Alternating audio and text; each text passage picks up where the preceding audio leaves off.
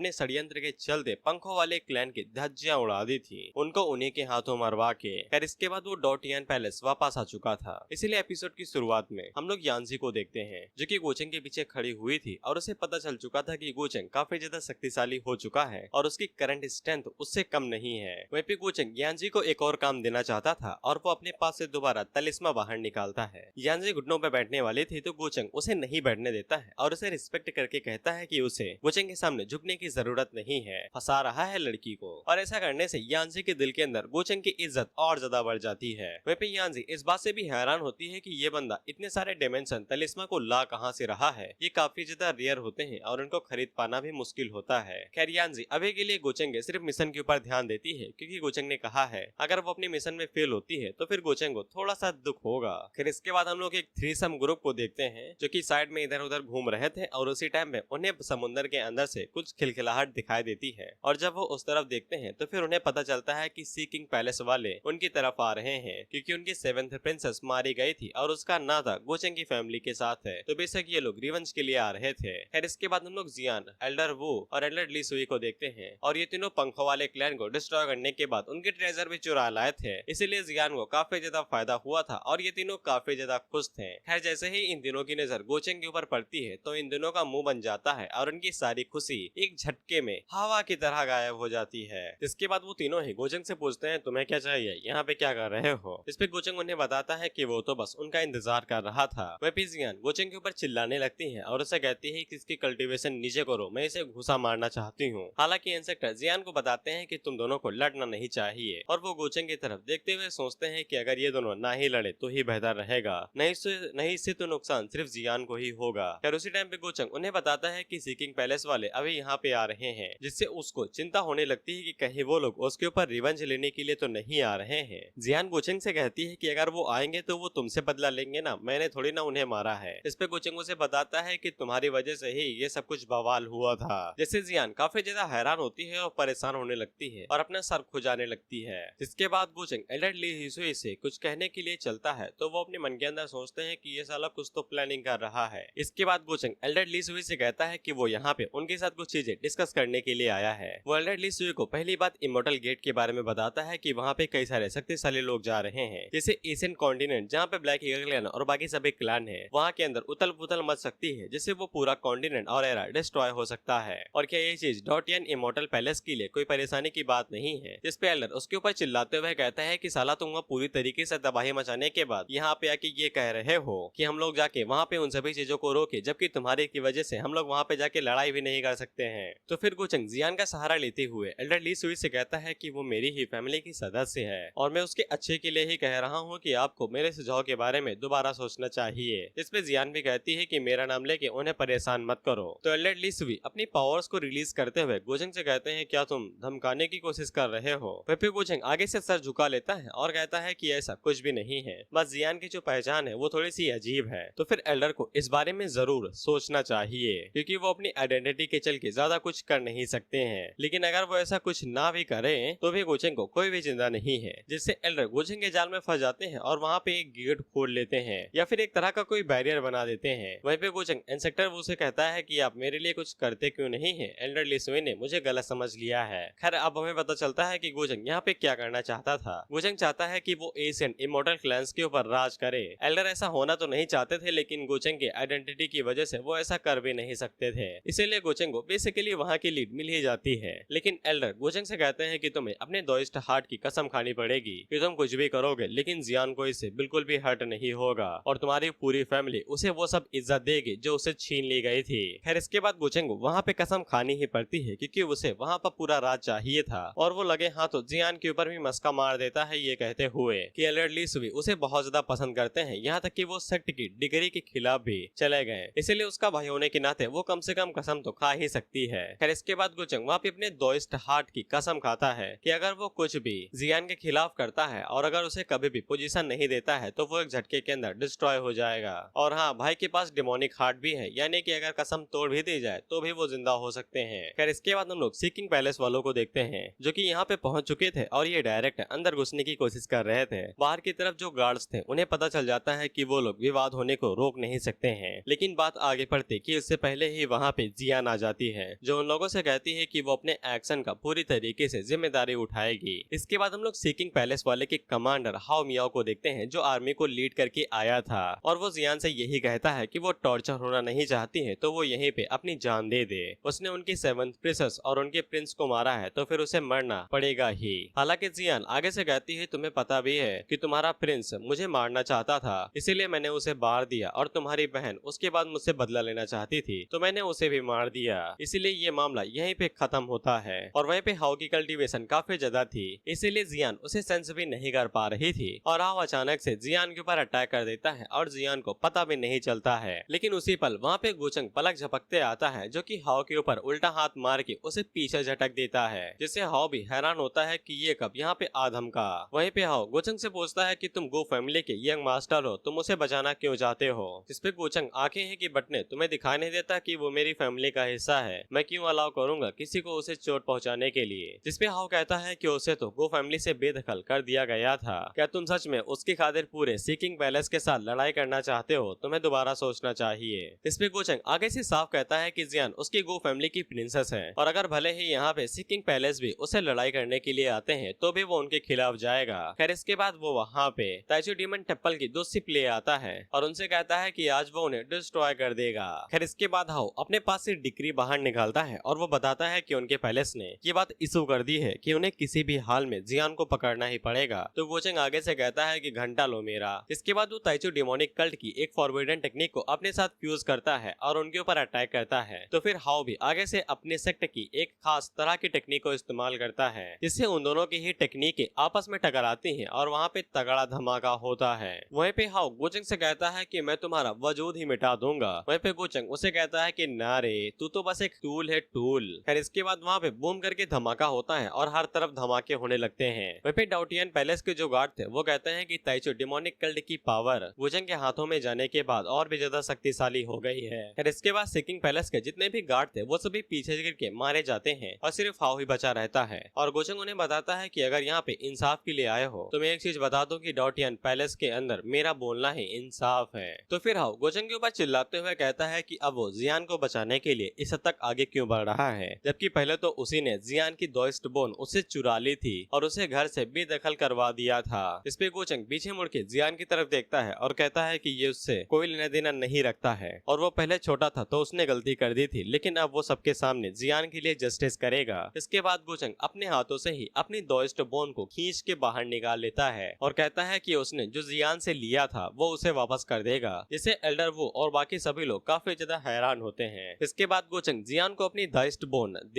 उसी की दोस्त बोन देते हुए कहता है कि उसने जो अभी तक उसके लिए किया और अभी तक उसने जो सफर किया है वो उन सभी चीजों के लिए माफी मांगता है। जिसपे जियान भी आगे से रोते हुए कहती है कि उसके पास तो पहले से ही एक नई दोस्त बोन है, अब उसे उसकी जरूरत नहीं है। वहीं पे गोचंग जब दोस्त बोन को बाहर निकालता है तो आसमान पूरा काला पड़ जाता है और बादल गड़गड़ाने लगते हैं, जिससे उन लोगों को समझ में आ जाता है कि दोस्त बोन कोई हलवा नहीं है, वो बहुत ज्यादा पावरफुल चीज है। वहीं पे दोस्त बोन जब अपने ओरिजिनल ओनर के पास आती है तब उसकी पावर और भी ज्यादा बढ़ जाती है। वहीं पे जियान जब गोचंग की तरफ देखते हैं तो फिर उसके सीने के अंदर एक छेद हो गया था, लेकिन गोचंग आगे से कहता है कि ये तो कुछ भी नहीं है, छेद ही तो है, सिल दिया जाएगा। अब यहाँ पे जियान का दिल पूरी तरीके से गोचंग के लिए बदल चुका है, इसीलिए गोचंग को 8,000 लक पॉइंट मिलते हैं और 40,000 डायनेस्टी पॉइंट। फिर इसके बाद गोचंग वहाँ पे पावर ऑफ रिकार्नेशन का इस्तेमाल करके अपने होल को हील कर लेता है और उन लोगों से कहता है कि जियान और हमारा मामला हमारा फैमिली मैटर है, इसीलिए बाहर वालों का इससे कोई लेना देना नहीं है। वहीं पे वो सभी लोग हैरान हो जाते हैं कि गोचंग इतना ज्यादा शक्तिशाली कैसे हो गया, साला ये रिकार्नेशन की पावर तो दोस्त बोन से भी बहुत ज्यादा शक्तिशाली है। वहीं पे वो सभी लोग सोचते हैं कि गोचंग जब से एशियन कॉन्टिनेंट से आया है वो सभी उसके सामने चींटियों की तरह हो गए हैं। वहीं पे गोचंग आगे से साफ ऐलान कर देता है कि जियान उसकी एवरलास्टिंग गो फैमिली की प्राइड है, इसीलिए अगर कोई भी उसके पीछे जाएगा तो फिर गोचंग से होके गुजर के जाना पड़ेगा। इस पे हाओ आगे से कहता है कि वो दोनों ही पावरफुल सेक्ट हैं, क्या उन दोनों के बीच में लड़ाई करवाना चाहता है और वो खुद को ग्रेट सेंट बताता है, यानी कि इसे लगता है कि गोचंग की कल्टीवेशन इससे कम है। उस टाइम पे गोचंग वहाँ पे अपने बाहुबली को बाहर निकालता है और कहता है कि इंसेक्टर आप इसके बारे में क्या सोचते हैं, जिसपे इंसेक्टर वहाँ से बाहर निकलते हैं और कहते हैं कि सीकिंग पैलेस आज यहीं पे मिट जाएगा।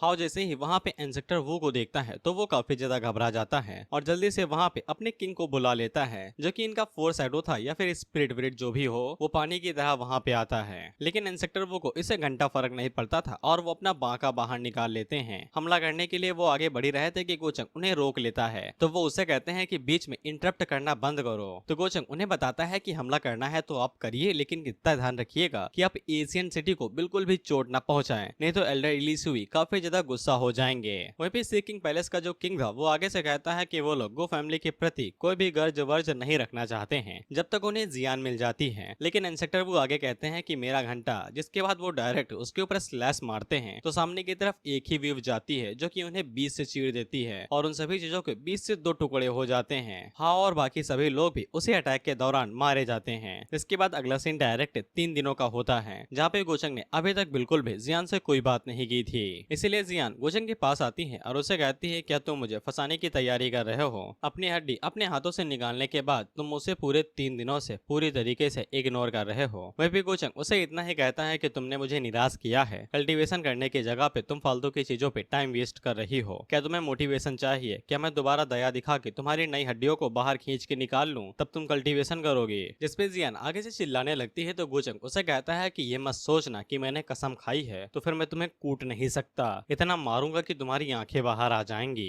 इस पे जियान गोचंग को लात मारने के लिए चलती है तो गोचंग आसानी के साथ उसे डॉज कर लेता है और उल्टा उसी के ऊपर लात मार के उसे बाहर फेंक देता है और कहता है कि अच्छे से कल्टीवेट करो। खैर, इसके बाद हम लोग डायरेक्ट सी किंग पैलेस वालों को देखते हैं जहाँ पे जो इनके किंग थे उन्हें काफी ज्यादा गुस्सा आ रहा था गोचंग की बर्बादी की वजह से, और ऊपर से इतने सालों तक ये लोग पूरी तरीके से दबदबे में थे, लेकिन आज इन्हें पहली बार बेइज्जती का सामना करना पड़ रहा है। वहीं पे किंग का जो बटलर था वो आगे से कहता है कि अगर आपकी इच्छा हो तो हम लोग इलाइट्स को इकट्ठा कर सकते हैं और गो फैमिली के ऊपर अटैक करने के लिए आगे बढ़ सकते हैं। लेकिन किंग को लड़ाई के दौरान ही समझ में आ चुका था कि अगर वो लोग डायरेक्ट उनके साथ भिड़ते हैं तो फिर इन लोगों का वजूद ही मिट जाएगा, इसलिए ये लोग चुपके वाला काम करते हैं। लेकिन उसी टाइम पे इन्हें बाहर से कुछ आवाजें आती हैं तो फिर किंग को पता चलता है कि ये और गो फैमिली के इंसेक्टर का है। खैर, इसके बाद हम लोग मिंग को देखते हैं जिसको उसका सर्वेंट आके बताता है कि गोचंग ने ये कसम खा ली है कि कोई भी अगर जियान के खिलाफ जाता है तो वो अपनी पूरी ताकत का इस्तेमाल करेगा उन्हें मिटाने के लिए, और कोई भी उसके होते हुए जियान को छू नहीं सकता है। मिंग इस बात से काफी ज्यादा हैरान होती है क्योंकि गोचंग पिछले टाइप के दौरान बिल्कुल भी ऐसा नहीं है। अब तक तो जियान का खेल यहाँ पे खत्म हो जाना चाहिए था, लेकिन वो अभी तक नहीं मरी है, और ऊपर से गोचंग ने मिंग के जो पिछले यादें थे उन्हें पूरी तरीके से बदल दिया है।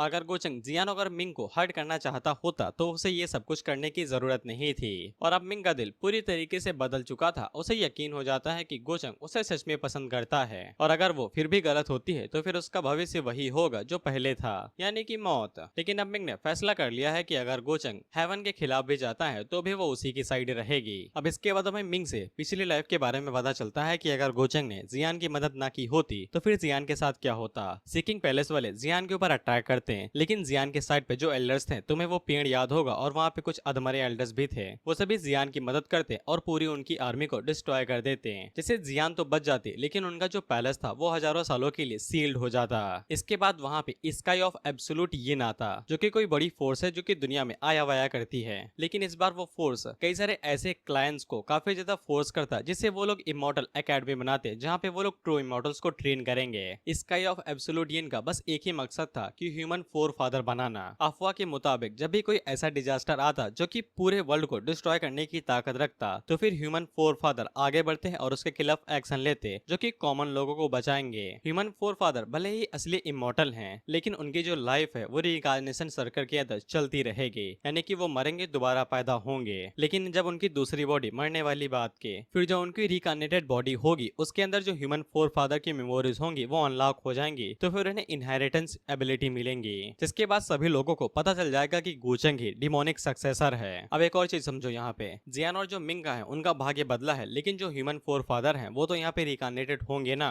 इसीलिए गोचंग के ऊपर अभी खतरा बना हुआ है। इसीलिए मिंग अपने मन के अंदर सोचती है कि गोचंग की जो अभी की ताकत है उसके साथ गोचंग कभी भी ह्यूमन फोर फादर के साथ लड़ाई नहीं कर पाएगा। इसीलिए मिंग का अभी प्लान ये है कि वो उनके बारे में पता लगाए और उनकी एबिलिटी अवेकन होने को थोड़ा सा डिले कर दे। इसके बाद मिंग वहाँ पे एक सुप्रीम ऑर्डर पास करती है कि जिसके पास भी काफी ज्यादा ताकतवर एबिलिटी है या फिर टैलेंट है वो यहाँ पे आ सकते हैं और उन्हें असाइलम के अंदर भर्ती किया जाएगा। अब हमें यहाँ पे इन सुप्रीम गार्ड्स के बारे में बताया जाता है। ये खास तरह के थे जिनके पास पियरलेस किलिंग मशीन का टैलेंट था और गोचंग ने ये टीम मिंग की मदद से अपनी पिछली लाइफ के दौरान बनाई थी, और इन सुप्रीम गार्ड ने the great art of life and creation को प्रैक्टिस किया था, जिससे ये सभी सुप्रीम गार्ड्स या फिर सोल्जर किलिंग पपेट्स बन चुके चुके थे जो कि अपनी लाइफ और डैमेज को एक दूसरे के साथ शेयर किया करते थे और मिंग इस लाइफ के दौरान इन्हें पहले बनाना चाहती थी जिससे वो गोचेंग की मदद कर सके। उम्मीद करता हूँ मैंने अच्छे से समझा दिया हो। इसके बाद हम लोग गोचेंग को देखते हैं जो कि कल्टीवेट कर रहा था और साथ ही में अगले पड़ाव के बारे में सोच रहा था जहाँ पे उसने ड्रैगन क्लैन को भाई ऑर्डर दे दिए थे या तो सरेंडर कर दो या फिर मारे जाओ, लेकिन वो लोग झिझक रहे थे और काउंटर अटैक की तैयारी कर रहे थे। फिर इसके बाद हम लोग मिंग और बाकी क्लैंस का यंग मास्टर को देखते हैं जहाँ पे वो लोग मिंग से उसकी भाई स्पेशल टेक्निक को लेने के लिए आए थे, वेडिंग ड्रेस वाली, जिसपे मिंग आगे से कहता है लो यार साला सुप्रीम एल्डर भी तो यही चाहते हैं कि मैं सबको ये बांटता फिरूं।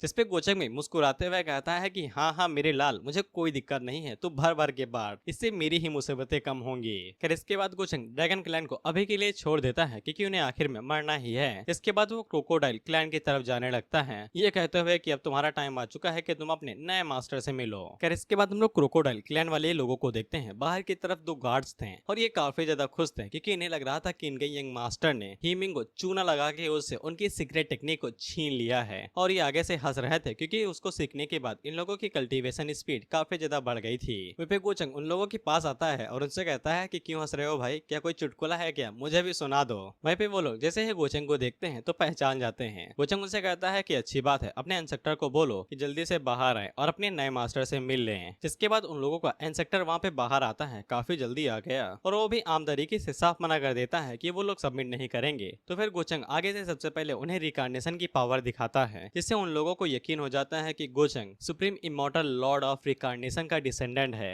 लेकिन इसके बावजूद जो उनका इंस्पेक्टर था वो कुछ भी नहीं करता है, लेकिन जो डिसेबल थे वो खुद ही गोचंग के ऊपर अटैक कर देते हैं ये कहते हुए कि क्या फर्क पड़ता है कि अगर तुम उनके डिसेंडेंट हो, तुम्हें क्या लगता है कि हम लोग झुक जाएंगे। जिसपे गोचंग उन्हें देखता है और कहता है कि बेवकूफ और अपनी वेडिंग ड्रेस को एक्टिवेट करता है तो वो सभी नीचे भाई पत्तों की तरह गिर जाते हैं और उनकी हालत खराब होने लगती है। वहीं पे वो सभी लोग हैरान हो जाते हैं कि इसके पास अनस्लेवमेंट सील कैसे आ गई। वहीं पे गोचंग हमें बताता है कि वेडिंग ड्रेस का जो इफेक्ट होता है अनस्लेवमेंट सील से कुछ ज्यादा अच्छा नहीं होता है, बस थोड़ा सा ही बेहतर रहता है। खैर इसके बाद जो इंस्पेक्टर था वो अपना सर काफी जल्दी से घुमा लेता है और वो लोग गोचंग को अपना भैया मास्टर मान लेते हैं। गोचंग कहता है कि बड़ी जल्दी मान गए यार, मुझे तो लगा थोड़ा सा बवाल ववाल होगा। वहीं पे इंस्पेक्टर गोचंग से कहता है कि उनके पास एशियन स्नेक क्लैन को लेके कोई जानकारी है और वो उसे गोचंग के साथ शेयर करना चाहते हैं। इस पे गोचंग कहता है नेकी और पूछ पूछ। क्रोकोडाइल क्लैन का इंस्पेक्टर गोचंग को यही जानकारी देता है कि स्नेक क्लैन को उनके पेडेस्टल वाली बात पता चल चुकी है और गद्दारी के बारे में भी, इसीलिए वो अपनी डिसाइपल और ताकत को इकट्ठा कर रहे हैं ताकि वो गोचंग का अंत कर सकें। इस पे गोचंग कहता है साधारण सी बात है, वो धोखा दे के यहाँ पे लड़ना चाहते हैं, हालांकि उनका अंत अच्छा नहीं होगा। इस पे इंस्पेक्टर आगे से बताता है कि उनका जो सबॉर्डिनेट क्लैन है वो काफी ज्यादा शक्तिशाली है और निपटना थोड़ा सा मुश्किल हो सकता है। लेकिन जब वो लोग स्नेक क्लैन के पास पहुंचते हैं तो नागो भाई तुरंत अपना सर झुका देते हैं। जिसपे गोचंग क्रोकोडाइल क्लैन के इंस्पेक्टर से कहता है कि तुमने तो कहा था कि ये लोग गद्दारी पे उतर आए हैं, ये क्या है। जिसपे नागो भाई से हमें पता चलता है कि वो जिद्दी हैं लेकिन बेवकूफ नहीं, वो बिल्कुल भी अगला पंखों वाला क्लैन नहीं बनना चाहते हैं। इसके बाद क्रोकोडाइल क्लैन का इंस्पेक्टर आगे से कहता है कि उसने सक्सेसफुली यहाँ का काम निपटा दिया है बिना किसी खून खराबे के, तो फिर आगे के ऑर्डर्स क्या हैं। इस पे गोचंग कहता है कि आगे के जल्दी से अपनी सेना को रेडी करो। जिसके बाद हम लोग कई सारे शिप्स को एक तरफ जाते हुए देखते हैं। वहीं पे हम लोग एक बंदे को देखते हैं जो कि एल्डर ली सुई से कहता है कि गोचंग की मदद से एशियन इमॉर्टल पावर जो बैलेंस नहीं हो रही थी अब वो खत्म होने वाली है, यानी कि काम खत्म हो चुका है। इस पे एल्डर आगे से कहते हैं कि चलो थोड़ा सा तो वो काम का निकला, मुझे लगता है कि वो पूरे ही एशियन इमॉर्टल क्लैन को अपने पीछे करना चाहता है। सॉरी ये एल्डर ली सुई नहीं है, दिखने में तो एक ही लग रहे हैं। खैर ये एल्डर ली सुई नहीं है। जिसके बाद हमें उस लड़के से पता चलता है कि गोचंग ने फर्स्ट एल्डर यानी एल्डर ली सुई को ड्रैगन क्लैन से बात करने के लिए भेजा था, लेकिन उन लोगों के बीच में बात नहीं बनी और आखिर में लड़ाई हो गई। इसके बाद वहाँ पे फर्स्ट एल्डर ने लाशें बिछा दी और वहाँ पे जो भी ड्रैगन्स थे उनको पूरी तरीके से जला के राख बना दिया, यहाँ तक कि उनके इंसेक्टर को भी नहीं छोड़ा। हालांकि फर्स्ट एल्डर और उनके बीच में काफी अच्छे रिश्ते थे, लेकिन गोचंग की वजह से उनके रिश्ते भस्म हो गए। जिसपे ये दूसरा एल्डर आगे से कहता है कि वो साले काफी ज्यादा जिद्दी थे, उन्होंने फर्स्ट एल्डर को भी कोई इज्जत नहीं दी तो बेशक उन्हें मरना ही था। वहीं पे ये लड़का आगे से कहता है कि गोचंग सच में ऐसा लगता है कि पूरे होल एशियन इमॉर्टल क्लैन के ऊपर राज करना चाहता है। इस पे ये वाला एल्डर कहता है कि अगर वो ना भी करना चाहे तो अब उसे करना पड़ेगा। और हाँ अब मुझे पता चल गया कि ये कौन लोग हैं, ये नए कैरेक्टर यानी कि जो नया नवाब आने वाला है उसके रिश्तेदार हैं और तुम उसके बारे में जान के कहोगे ऐसा है क्या।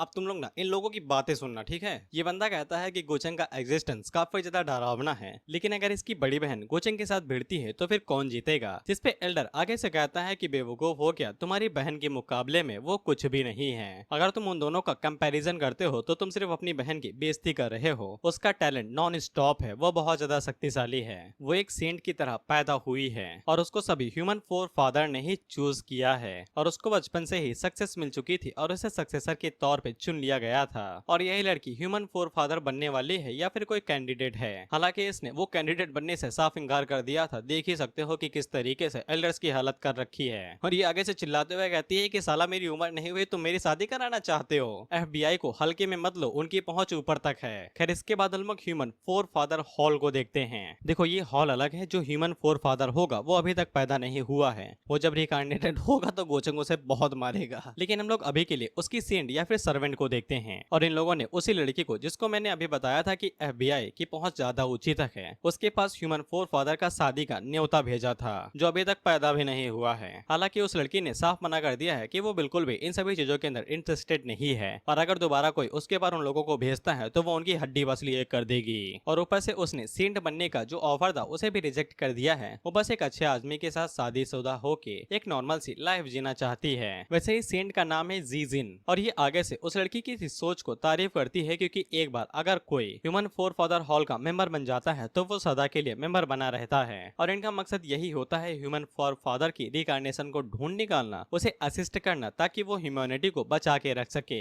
और हर एक सक्सेसर का यही दायित्व होता है। वहीं पे जीजिन अपने मन के अंदर सोचती है कि कुछ ही देर में इन्हें पता चल जाएगा ह्यूमन फोर फादर कहाँ पे रिकार्नेट होने वाला है, इसीलिए जीजिन को भी कोई चीज ढूंढनी है। आधी बातें बताते कहाँ है साले ये। और यहाँ पे डिमोनिक सक्सेसर का भी दायित्व दिखने लगा है और पक्का यहाँ पे बेवाल होने वाला है और पूरी दुनिया केओस में जाने वाली है। इसलिए इन लोगों को ह्यूमन फोर फादर को जल्दी ढूंढना चाहिए और उसे गोचंग का खेल खत्म करवा देना चाहिए। उम्मीद करता हूँ तुम्हें समझ में आ गया होगा कि यहाँ पे अगला टारगेट कौन होने वाला है, आर्क कौन सी है और स्पॉटलाइट में कौन कौन से लोग हैं। खैर इसके बाद हम लोग एक उड़ने वाले रथ को देखते हैं जिसका पीछा उड़ने वाले घोड़े कर रहे थे। वहीं पे उस रथ के अंदर से एक सर्वेंट बाहर निकलती है जो कि पीछा करने वालों से कहती है भाग जाओ यहाँ से, नहीं चुत्तर डाल कर दूंगी तुम्हारी। कितनी बार बोला है यंग लेडी तुम्हारे यंग मास्टर के साथ घंटा शादी नहीं करेंगी, उससे कह दो कि वो अपना टाइम वेस्ट ना करे। जिस पे ये पीछा करने वाले भी मजबूर थे क्योंकि यंग मास्टर ने ऑर्डर दिए हैं और ऑर्डर इनके लिए कसम की तरह है, इसीलिए ये ऑर्डर फॉलो करने के अलावा और कुछ भी नहीं कर सकते हैं। जिस पे ये लड़की जिसका नाम जियू था वो आगे से कहती है कि भाग जाओ यहाँ से, इससे पहले कि मैं तुम्हारी चमड़ी उधेड़ दूं। और यंग लेडी को बिल्कुल भी उस गधे के अंदर इंटरेस्ट नहीं है। जिस पे ये लोग आगे से कहते हैं कि इतना गर्मी गर्मी क्यों, उनके यंग मास्टर ताइकू जाओ क्लैन के यंग मास्टर बनने वाले हैं तो फिर शादी करने में क्या ही बुराई है। और अगर सेंट उनके साथ शादी कर लेगी तो फिर फायदा ही फायदा, कोई भी घाटे का सौदा नहीं है। जिसपे अंदर से जो लड़की बैठी हुई थी जिसका नाम मुझे नहीं पता है, वो अपनी पावर्स को रिलीज करती है तो उसकी ऑरा से वहाँ पे स्पिरिचुअल शॉट बन जाती हैं जो कि उन लोगों को काटने ही वाली थी कि वो लड़की उन्हें रोक देती है और उनसे आखिरी वार्निंग देते हुए कहती है कि अपने यंग मास्टर को बता दो कि अगर उसे जिंदगी में आगे बढ़ना है तो फिर वो यहीं से पीछे लौट जाए, नहीं तो वो जीजिन उसे कभी भी नहीं छोड़ेगी। जिसपे ये उड़ने वाले लोग आगे से कहते हैं कि तुम हद पार कर रही हो, लेकिन उनका जो इंसेक्टा था वो आगे से कहता है कि तुम्हें लौट जाना चाहिए अगर अपनी जिंदगी बचाना चाहते हो। फिर इसके बाद हम लोग इस यंग लेडी को देखते हैं और इसका नाम भी वैंग जीजिन है, लेकिन हम इसे वैंग ही बुलाएंगे। फिर इसके बाद वैंग आगे से कहती है कि ये साले कमीने मैं इन तरह के लोगों को बहुत ज्यादा नफरत करती हूँ जो हाईजैकिंग की तरह चीजें इस्तेमाल करते हैं। जिसपे जियो उसे पूछती है कि ये हाईजैकिंग क्या होता है, जिसपे वैंग आगे से कुछ भी नहीं कह पाती है क्योंकि ये दूसरी दुनिया से आई है। That's a big surprise.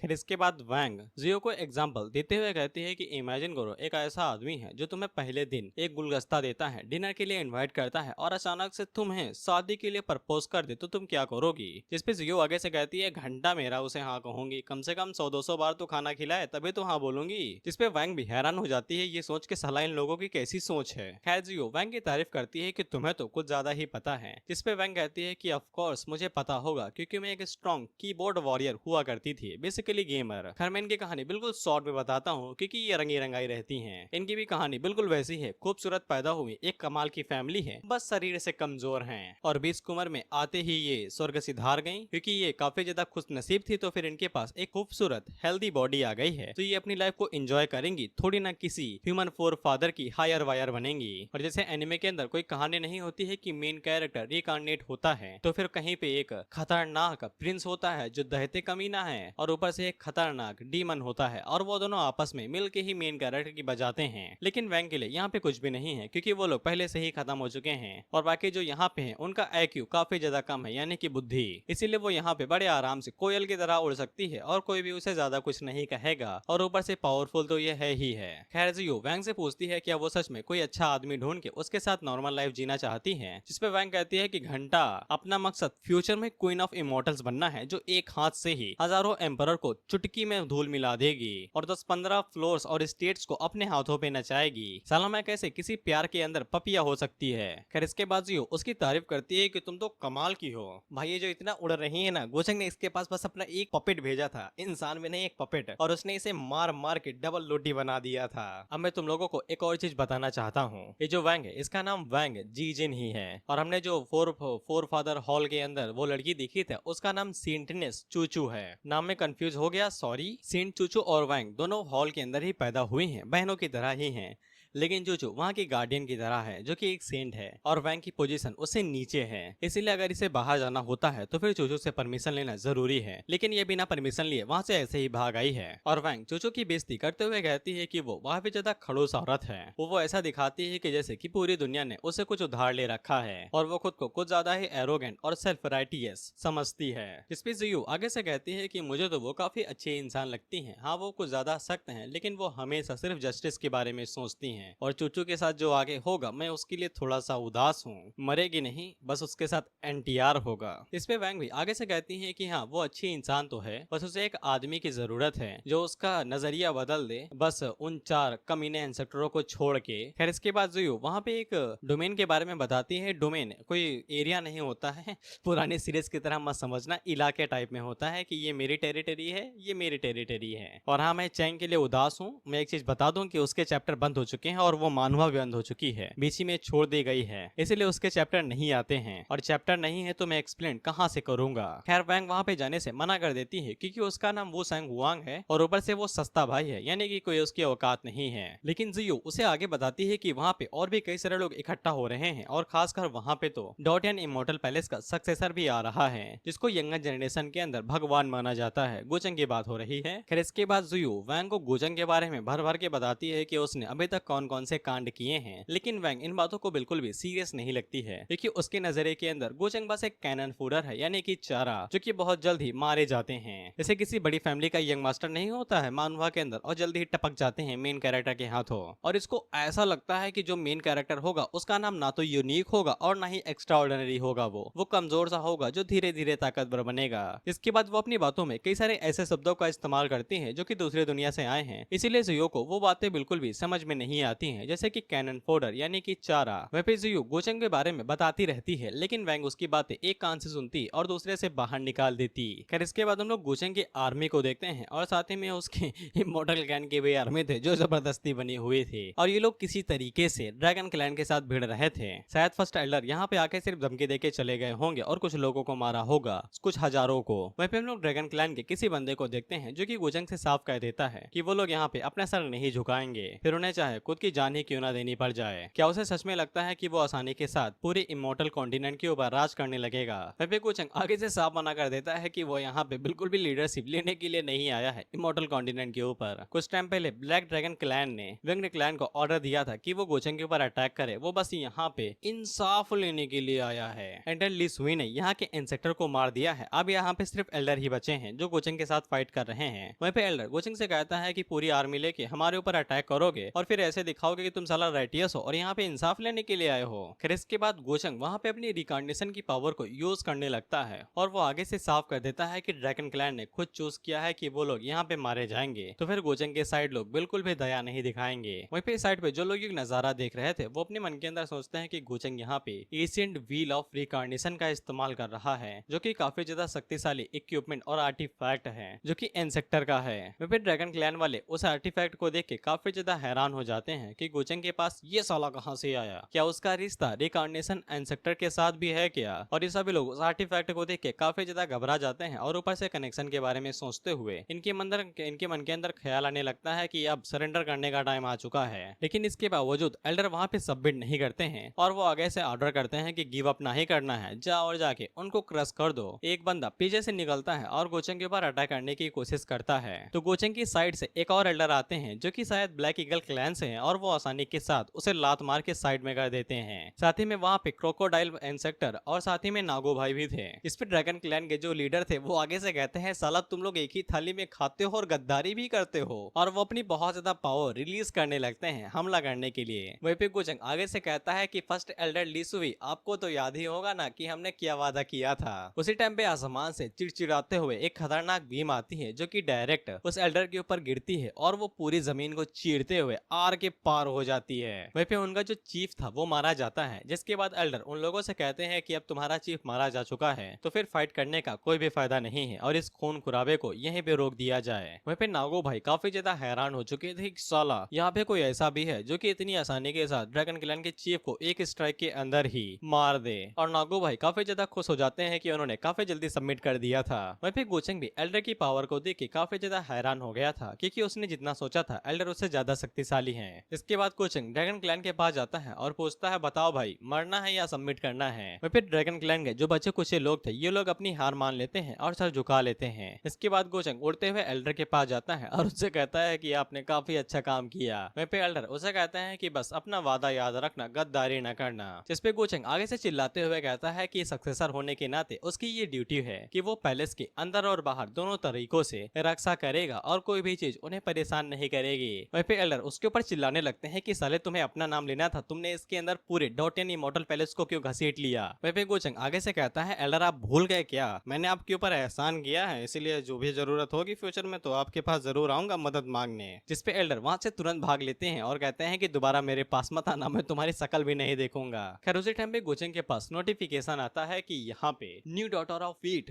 With the conciliation identity of time travel detect की गई है, जिससे गोचंग को समझ में आ जाता है कि टाइम ट्रैवलर का मतलब यहाँ पे एक दुनिया से दूसरी दुनिया में जाना है। और गोचंग अपने मन के अंदर सोचता है कि जब दो पुराने दोस्त एक साथ मिलेंगे तो नई ट्रिकें काम आएंगी, वो भी बिना किसी नेगोशिएशन के। इसके बाद देखते हैं कि गोचंग को पता चल जाता है कि कोई तो उसके ऊपर नजर रखे हुए हैं। गोचंग को अभी कंफर्म नहीं है कि वो लोग उसके पीछे आए हैं या फिर सिर्फ नजर रखने के लिए आए हैं, इसीलिए वो अभी उन्हें अंधेरे में ही रखता है। इसके बाद हम लोग वैंग के भाई और उसके एल्डर को देखते हैं और ये दोनों आपस में बातें करते हुए एक ही बात कहते हैं कि गोचंग डिमोनिक सक्सेसर से ज्यादा खतरनाक है। वहीं पे एल्डर यंग मास्टर को बताते हैं कि तुम उसके बराबरी के नहीं हो, तुम्हें उससे 2-3 चीजें सीख लेनी चाहिए। यहाँ तक कि यंगर जनरेशन के अंदर भी कोई भी उसका मुकाबला अभी तक नहीं कर पाया है। यहाँ तक कि उसने तो डिमोनिक सक्सेसर से लड़ाई की थी और उसे घायल कर दिया था, लेकिन अभी किसी को भी नहीं पता है कि वो कहाँ पे गायब है। जिसपे यंग मास्टर भी आगे से कहता है कि मैं सच का उसका कोई भी मुकाबला नहीं कर सकता हूँ, उसकी चालाकी और उसकी चतुराई के सामने कोई भी नहीं टिक सकता है, लेकिन ये सब कुछ एब्सोल्यूट पावर के सामने अपने घुटने टेक देती है। और वैंग फैमिली के सामने तो उसकी बहन भी खड़ी है। उसी टाइम पे वहाँ पे वैंग आती है जो कि उससे कहती है कि साला तुम हमेशा अपनी बड़ी बहन के सीधा ही चपके रहते हो, अगर तुम इसी तरह से चपके रहे तो फिर तुम कभी भी कुछ उखाड़ नहीं पाओगे। और वो आते ही अपने छोटे भाई के मुंह पे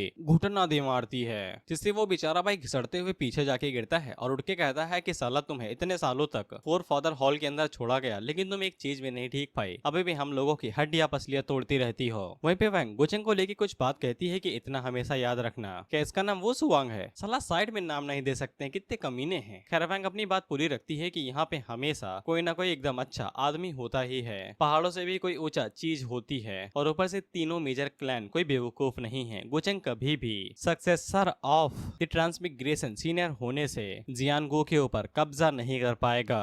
अभी जियानगो क्या है किसी को कुछ नहीं पता है, ना ही मुझे। वहीं पे वैंग ने गोचंग को काफी देर तक ऑब्जर्व किया और उसे पता चल चुका है कि गोचंग पानी के किसी टापू की तरह है, ऊपर से जितना दिखाई देता है नीचे से और भी ज्यादा गहरा होता है, और कब वो अपनी स्लीप के नीचे से कोई नई टेक्निक निकाल दे कोई भी अंदाजा नहीं लगा सकता है। जिसपे जियो आगे से कहती है कि वो उसके लिए काफी अच्छा मैच हो सकता था। जिसपे वैंग आगे से अपनी तारीफ करते हुए कहती है कि उसकी किस्मत खराब है कि वो मुझ जैसी लड़की से कभी टकराया नहीं, लेकिन उसके फियांसे भी कुछ कम नहीं है। वहीं पे एल्डर वैंग से कहते हैं कि हम लोग उसे मुलाकात करने का कोई पैगाम वैगाम भेजें। जिसपे वैंग आगे से कहती है कि हाँ भाई बिल्कुल करो। जिसे वो सुवांग हैरान होता है कि ये तो साला हमेशा भागती रहती है कि आज इसे अचानक से क्या हो गया। वह भी जीवी कहती है कि तुम्हें तो बिल्कुल भी इंटरेस्ट नहीं था, अचानक से क्या हुआ। जिसपे वैंग उसके सर के ऊपर मार के उसे चुप करा देती है। इसके बाद हम लोग गोचेंग को देखते हैं जो कि सारा माल लपेट के इधर उधर शिफ्ट कर रहा था। उसी टाइम पे उसके पास नोटिफिकेशन आता है कि उसे lady luck interested in master, यानी कि वैंग की तरफ से 1000 लक पॉइंट और 5000 डायनेस्टी पॉइंट मिलते हैं। इसे गोचेंग को समझ में आ जाता है कि उसने जरूर गोचेंग को नोटिस कर लिया होगा, और गोचेंग अपने मन के अंदर सोचता है कि अरे वाह मैं तो कुछ ज्यादा ही फेमस हो गया, लड़कियां देखते ही इंटरेस्ट इंटरेस्ट हो जा रही हैं। खैर मुझे क्या है, मुझे तो बस लक पॉइंट से मतलब है। उसी टाइम पे एक सर्वेंट आके उसे बताता है कि वैंग फैमिली उसे मिलना चाहती है और उन्होंने रिक्वेस्ट भेजी है, जिसपे गुचंग आगे से कहता है नेकी और पूछ पूछ, और वो उनसे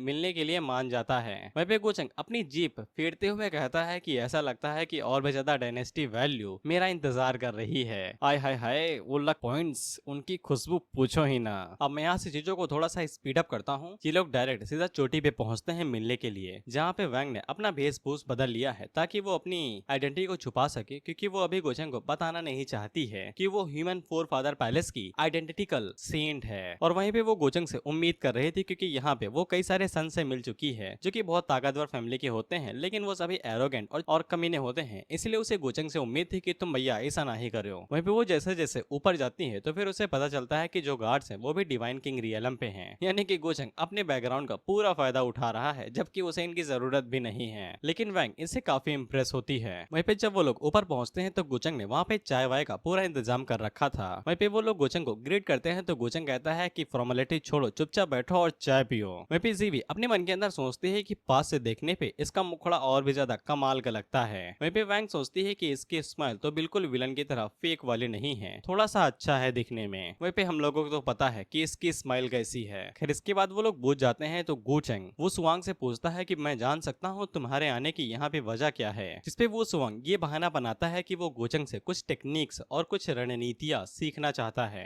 जो गुचंग ने ड्रैगन क्लैन के खिलाफ इस्तेमाल की थी। जिसपे गुचंग काफी चालाकी से जवाब देता है कि ड्रैगन क्लैन कुछ ज्यादा ही घमंडी हो गया था और वो दूसरों को बिना किसी दिक्कत के बुली कर रहा था, इसीलिए अगर जो उनके साथ हुआ है उसके लिए वो सिर्फ खुद को ही दोष दे सकते हैं। और ऊपर से इन सभी चीजों का क्रेडिट गुचंग को बिल्कुल भी नहीं जाता है। वहाँ पे उन लोगों ने फर्स्ट एल्डर को देखा ही था जिन्होंने बिना किसी दिक्कत के उसे खत्म कर दिया था, इसीलिए गुचंग वहाँ पे सिर्फ रिप्रेजेंटेट कर रहा था, बाकी ये सभी काम डाउटियन इमोर्टल पैलेस का ही है। जिसपे वो सुवांग आगे से कहता है कि उसे इतना ज्यादा दिखावा करने की जरूरत नहीं है, और ऊपर से उनके जनरेशन के अंदर कोई भी ऐसा बंदा नहीं है जो कि ब्लैक ईगल क्लैन के खिलाफ इस तरीके से डोमिनेट कर सके, यानी कि उन्हें गुलाम बना सके। जिसपे गुचंग आगे से कहता है कि ना ना ना, आप फिर से गलत हैं, मेरा रिलेशनशिप उनके साथ काफी ज्यादा अच्छा है, इसलिए मैं उनकी मदद करता हूँ और वो मेरी मदद करते हैं। और यहाँ पे ये लोग बार बार ट्रांसमिग्रेशन किसी सीनियर के बारे में बात कर रहे थे और मुझे घंटा नहीं पता कि ये कौन है। वहीं पे वैंग आगे से कहती है कि इस तरह से पाखंडी शब्दों का इस्तेमाल न करो, वो भी ऐसी टोन के दौरान जहाँ पे तुम बिल्कुल सत्यवादी लगते हो। देखो पाखंडी का मतलब यहाँ पे ये होता है कि एक तरफ तुम अपने दोस्त को बीड़ी पीना सिखाते हो और ऊपर से उसके घर वालों को बता देते हो, इसी को कहते हैं पाखंडी। जिससे वो तीनों ही काफी ज्यादा हैरान हो जाते हैं क्योंकि उन्हें अच्छे से पता है कि गुचंग की पर्सनालिटी कैसी है। वहीं पे वो सुवांग आगे बढ़ता है और गुचंग से वैंग के लिए माफी मांगने लगता है, उसे अपना बड़ा भाई बताते हुए। इस पे गुचंग एक झटके में पता लगा लेता है कि ये तुम्हारा भाई नहीं तुम्हारी बहन है, और वो आगे से कहता है कि मैं इतना ज्यादा अंधा थोड़ी ना हूँ कि एक लड़के और लड़की के बीच के अंदर अंतर न बता सकूं। वहीं पे हम लोग वैंग के ऊपर उसकी स्टेटस विंडो को देखते हैं जिसके ऊपर नाम, जेंडर और साथ ही में उसकी लक वैल्यू साफ साफ लिखी हुई थी। वहीं पे वैंग भी काफी ज्यादा हैरान होती है कि इसे कैसे पता चल गया कि साला अपन लड़की है। खैर इसके बावजूद उसे लगता है कि अभी भी वो एडवांटेज में है, क्योंकि गुचंग को ये नहीं पता है कि वो ट्रांसमिग्रेटर है, यानी कि रिकार्नेटर, दूसरी दुनिया से इस दुनिया में आने वाली है। इसके बाद वैंग वहाँ पे गुचंग के साथ काफी ज्यादा कैजुअल होकर बात करने लगती है कि उसने गुचंग के बारे में जो भी कुछ सुना था उसे मिलने के बाद उसे कंफर्म हो गया है कि वो सब कुछ बिल्कुल ठीक है। इसके बाद वैंग इधर से कहती है कि मैं तुम्हारे साथ आगे आने वाले फ्यूचर के डेवलपमेंट के बारे में बात करना चाहूंगी, जिसपे वो दोनों इसको तरफ देख के कहते हैं आए। दूसरी साइड से गुचंग कहता है कि हाँ भाई मैं बिल्कुल सुनूंगा बिल्कुल, और वो तीनों गुचंग की तरफ देख के कहते हैं हाँ। वहीं पे गुचंग को काफी अच्छे से पता था कि वैंग को ऐसा लग रहा है कि गुचंग को उसकी आइडेंटिटी के बारे में नहीं पता है कि वो ट्रांसमिग्रेटर है, तो वो गुचंग को आसानी के साथ फुद्दू बना सकती है। वहीं पे गुचंग भी आगे से कहता है कि तुम मुझे फुद्दू बनाना चाहती हो तो मैं फुद्दू बनूंगा, तुमने जो इंटरेस्ट मेरे अंदर दिखाया है मैं उसे ऐसे ही थोड़ी ना बर्बाद जाने दूंगा, और जब हम दोनों एक दूसरे को अच्छी तरीके से जान लेंगे तब तुम्हें पता चलेगा कि ये इंटरेस्ट कितना ज्यादा डेडली है जो तुमने इस ग्रेट विलन के अंदर लिया है। फिर इसके बाद वहाँ पे शाम से रात हो जाती है और ये दोनों अभी तक लगे हुए थे। बेचारे इन दिनों की तो आंखें बाहर आ गई हैं और ये बस जाना चाहते हैं। ये तीनों स्कूल के बच्चे हैं जिनका पढ़ाई में घंटा मन नहीं है, बस आखिरी बेल बजने का इंतजार है कि कब घर जाने को मिले। वहीं पे मिंग गुचंग की लगातार तारीफें करी जा रही थी और उसकी तारीफों के पुल बांधे दे रही थी। वहीं पे गुचंग आगे से कह रहा था कि नहीं नहीं मैं इन सभी रिकॉग्निशन के बिल्कुल भी लायक नहीं हूँ। वहीं पे मिंग गुचंग से कहती है कि वो काफी ज्यादा कमाल का इंसान है इस पूरे टाइम के लिए। वहीं पे गुचंग आगे से कहता है कि उसे इस जिंदगी का सबसे बड़ा पछतावा ये है कि वो मिंग से जल्दी नहीं मिला। जिसपे वैंग उसे कहती है कि ये तुम्हारे फियंसे के लिए कहीं बुरे शब्द तो नहीं होंगे। जिसपे गोचेंग सोचता है कि इसका क्या मतलब हुआ। इसके बाद मिंग वहाँ पे अपने असली रूप में आती है और वो गोचेंग से कहती है कि अभी तक देर नहीं हुई है। अगर वो अपनी सगाई को मिंग के साथ तोड़ लेता है तो वो दोनों हस्बैंड एंड वाइफ बन सकते हैं, जिससे उन तीनों के मुंह से भाई चाय बाहर गिर जाती है और वो तीनों ही सोचते हैं ये लड़ाई करवाएगी। और एक बंदे ने नीचे कमेंट किया हुआ है जो बिल्कुल परफेक्ट है, do you understand how much fucked you are. Wang Goching से कहती है कि हम दोनों का इंटेलिजेंस काफी ज्यादा हाई है, अगर हम दोनों एक साथ मिल जाते हैं बेसिकली शादी, तो हमारा यूनियन इतना ज्यादा शक्तिशाली होगा कि हेवन भी इसे ओबिटेन नहीं कर सकता है। ओबिटेन का मतलब प्राप्त करना। गोचिंग वैंग की तरफ देखता है और हंसते हुए कहता है कि वो जरूर मजाक कर रही होगी। उसकी शादी जब वो छोटा था तब उसके पेरेंट्स ने पहले ही डिसाइड कर ली थी और वो भले ही यहाँ पे हाँ कर दे, लेकिन वैंग के पीछे जो लोग हैं वो कभी भी इसके लिए अलाउ नहीं करेंगे। इसे वैंग को भी समझ में आ जाता है कि गोचिंग ने इतने टाइम के दौरान ही उसकी असली आइडेंटिटी के बारे में पता लगा लिया है कि वो ह्यूमन फोरफादर हॉल की सक्सेसर है। वहीं पे वैंग गोचिंग से कहती है कि तुम्हें चिंता करने की जरूरत नहीं है, वो लोग मेरे डिसीजन के खिलाफ नहीं जाएंगे और अगर तुम ऐसे मुझे मना कर दोगे तो फिर मैं उदास हो जाऊंगी। वहीं पे गोचिंग मना कर देता है ये कहते हुए कि आप बहुत ज्यादा टैलेंटेड हैं, हम आपके लेवल के नहीं हैं और हमारा मैच इतना ज्यादा अच्छा नहीं रहेगा। वहीं पे वैंग इसके कांडों के बारे में सोचते हुए कहती है कि साले तुमने अपनी बचपन में अपनी बहन की हड्डी चुरा ली, इसके बाद वॉइड एसेंस का टैलेंट दिखाया और यही नहीं इतनी कम उम्र में डॉटियन इमॉर्टल पैलेस के सक्सेसर बन गए और यही नहीं लॉर्ड ऑफ रिकार्नेशन के भी सक्सेसर बन गए। और ऊपर से जो चला के जो टैक्टिकल्स और जो इंसाफ जो जजमेंट है वो सभी के मुकाबले ये किसी तेज तर्रार चाकू से कम नहीं है। जितना मैंने सोचा था ये उससे कहीं ज्यादा चालाक और फुर्तीला है। इसके बाद वो सुमांग गोचेंग से कहता है कि देर रात हो चुकी है, मम्मी ने बोला है कि बाहर नहीं रुकना है तो हमें चलना चाहिए। इसके बाद वो सभी लोग गोचेंग को टाटा वाटा करके वहाँ से जाने लगते हैं और वैंग जाते हुए कहती है कि वो दोनों दोबारा जरूर मिलेंगे। गोचेंग उससे कहता है कि हाँ क्यों नहीं। वहीं सिस्टम गोचेंग को बताता है कि वैंग ने गोचेंग के लिए अपना ओपिनियन यानी कि नजरिया बदल लिया है तो फिर उसे 2000 लाख पॉइंट और डायनेस्टी वैल्यू मिलते हैं। इसके बाद गोचेंग भाई साहब शादी के बारे में सोचते हुए अपनी पहली सुहाग रात वो भी बिना शादी के मिंग और उसके साथ बिताए गए टाइम को याद करते हैं। इसके बाद वो अपनी फॉलोवर को बुलाता है और उससे कहता है कि जाओ और जाके मिंग के ऊपर नजर रखो कि वो भी क्या कर रही है और कहाँ पे है। वह भी गोचेंग को बताता कि मिंग भी एक रिकार्नेटर है तो फिर उसे फ्यूचर के बारे में कुछ तो पता होगा और वो कहाँ पे है उसके बारे में जानने से ही थोड़े से बहुत क्लू मिल सकते हैं। वह पे गोचेंग को भी पता था कि अगर वैंग यहाँ आसी पास घूम रही है जो कि ह्यूमन फोरफादर की सक्सेसर है तो फिर टाइम हो चुका है कि उनके पैदा होने का टाइम आ चुका है। लेकिन उसने एक ट्रांसमिग्रेटर होने के बावजूद ह्यूमन फोरफादर के रिकार्नेशन को ढूंढने से मना कर दिया है जो उसके काम के लिए थोड़ा सा एडवांटेज दे सकता है। वह भी ह्यूमन फोरफादर और डिमोनिक सक्सेसर दोनों ही एक दूसरे के जानी दुश्मन रहे हैं और फोरफादर की जो एबिलिटी है वो काफी ज्यादा कमाल की हो सकती है। इसलिए गोचेंग के लिए ये थोड़ा सा खतरे वाला काम है क्योंकि उसका मजा किरकिरा हो सकता है। इसलिए ये फोरफादर वाला किस्सा जल्दी निपटाना पड़ेगा और वो गुस्से में अपना मग तोड़ देता है। इसके बाद हम लोग मिंग को देखते हैं और उसका सर्वेंट आके उसे बताता है कि उन लोगों ने सुप्रीम गार्ड के लिए जो भी चीजें थी उन सभी को सिलेक्ट कर लिया है और वो लोग यूनिट के लिए रेडी हो चुके हैं। वहीं पे जिन लोगों को भी सिलेक्ट किया गया था उन सभी की कल्टीवेशन सेलेस्टियल रियलम तक ही थी। दरअसल मिंग को अच्छे से पता था कि जो फोरफादर पैदा होने वाला है उसका रियलम सेलेस्टियल रियलम पे ही होगा और गोचेंग को बचाने के लिए उसका प्लान ये था कि जब तक वो साला अपर रियलम में पहुंचेगा उसको नीचे ही दर दबोचेंगे और मार देंगे। वहीं पे जो सेलेस्टियल रियलम होता है इसके जो बंदे होते हैं वो इनर डोमेन से काफी ज्यादा दूर रहते हैं, उनकी कल्टीवेशन कम होती है तो उन्हें दूर रखा जाता है। इसीलिए फोर फादर्स का जो हॉल होगा वो उन्हें ढूंढ नहीं पाएगा इतनी जल्दी। वहीं पे मिंग अपने मन के अंदर सोचती है कि उसे दोबारा अपना क्राउनिंग रिचुअल करना पड़ेगा ताकि वो खुद को सेफ रह सके और अपनी इमॉर्टल स्पिरिट को ट्रेन कर सके, क्योंकि ना चाहते हुए भी अगर गोचेंग दोबारा इस जिंदगी के अंदर उसे धोखा देता है तो फिर मिंग को करना पड़ेगा, लेकिन क्या ये हमसे छुपा लिया जाता है। इसके बाद हम लोग गोचेंग को ईगल क्लैन के अंदर देखते हैं जहाँ पे वो मिंग को अपने पास बुलवाता है और उसे कहता है कि मैंने सुना है कि तुम अपने क्लैन की जो सील है उसे अनलॉक करवाना चाहते हो और मेरी पकड़ से आजाद होना चाहते हो। जिसपे मिंग कहता है कि बिल्कुल भी नहीं। गोचेंग उसे कहता है हीरो बनने का इरादा है क्या। वह मिंग काफी ज्यादा घबरा जाता है और गोचेंग से इतना ही कहता है कि अगर गोचेंग उसे दोबारा एक मौका देता है तो वो आग से भी होके को गुजरने को राजी है, भले ही चाहे वो मारा जाए। गोचेंग उससे कहता है कि डरते क्यों हो भाई, मेरे ऐसे कोई भी इरादे नहीं है और वैसे भी तुम्हें सुप्रीम बीइंग के द्वारा चूज किया गया है। इसपे मिंग हैरान होकर पूछता है कि तुम्हें उसके बारे में कैसे पता है। इसपे गोचेंग उसे कहता है कि सुप्रीम मास्टर ने ही तो मुझसे तुमसे ये बताने को बोला है, सिंसियरिटी हमेशा मिरेकल्स लेके आती है।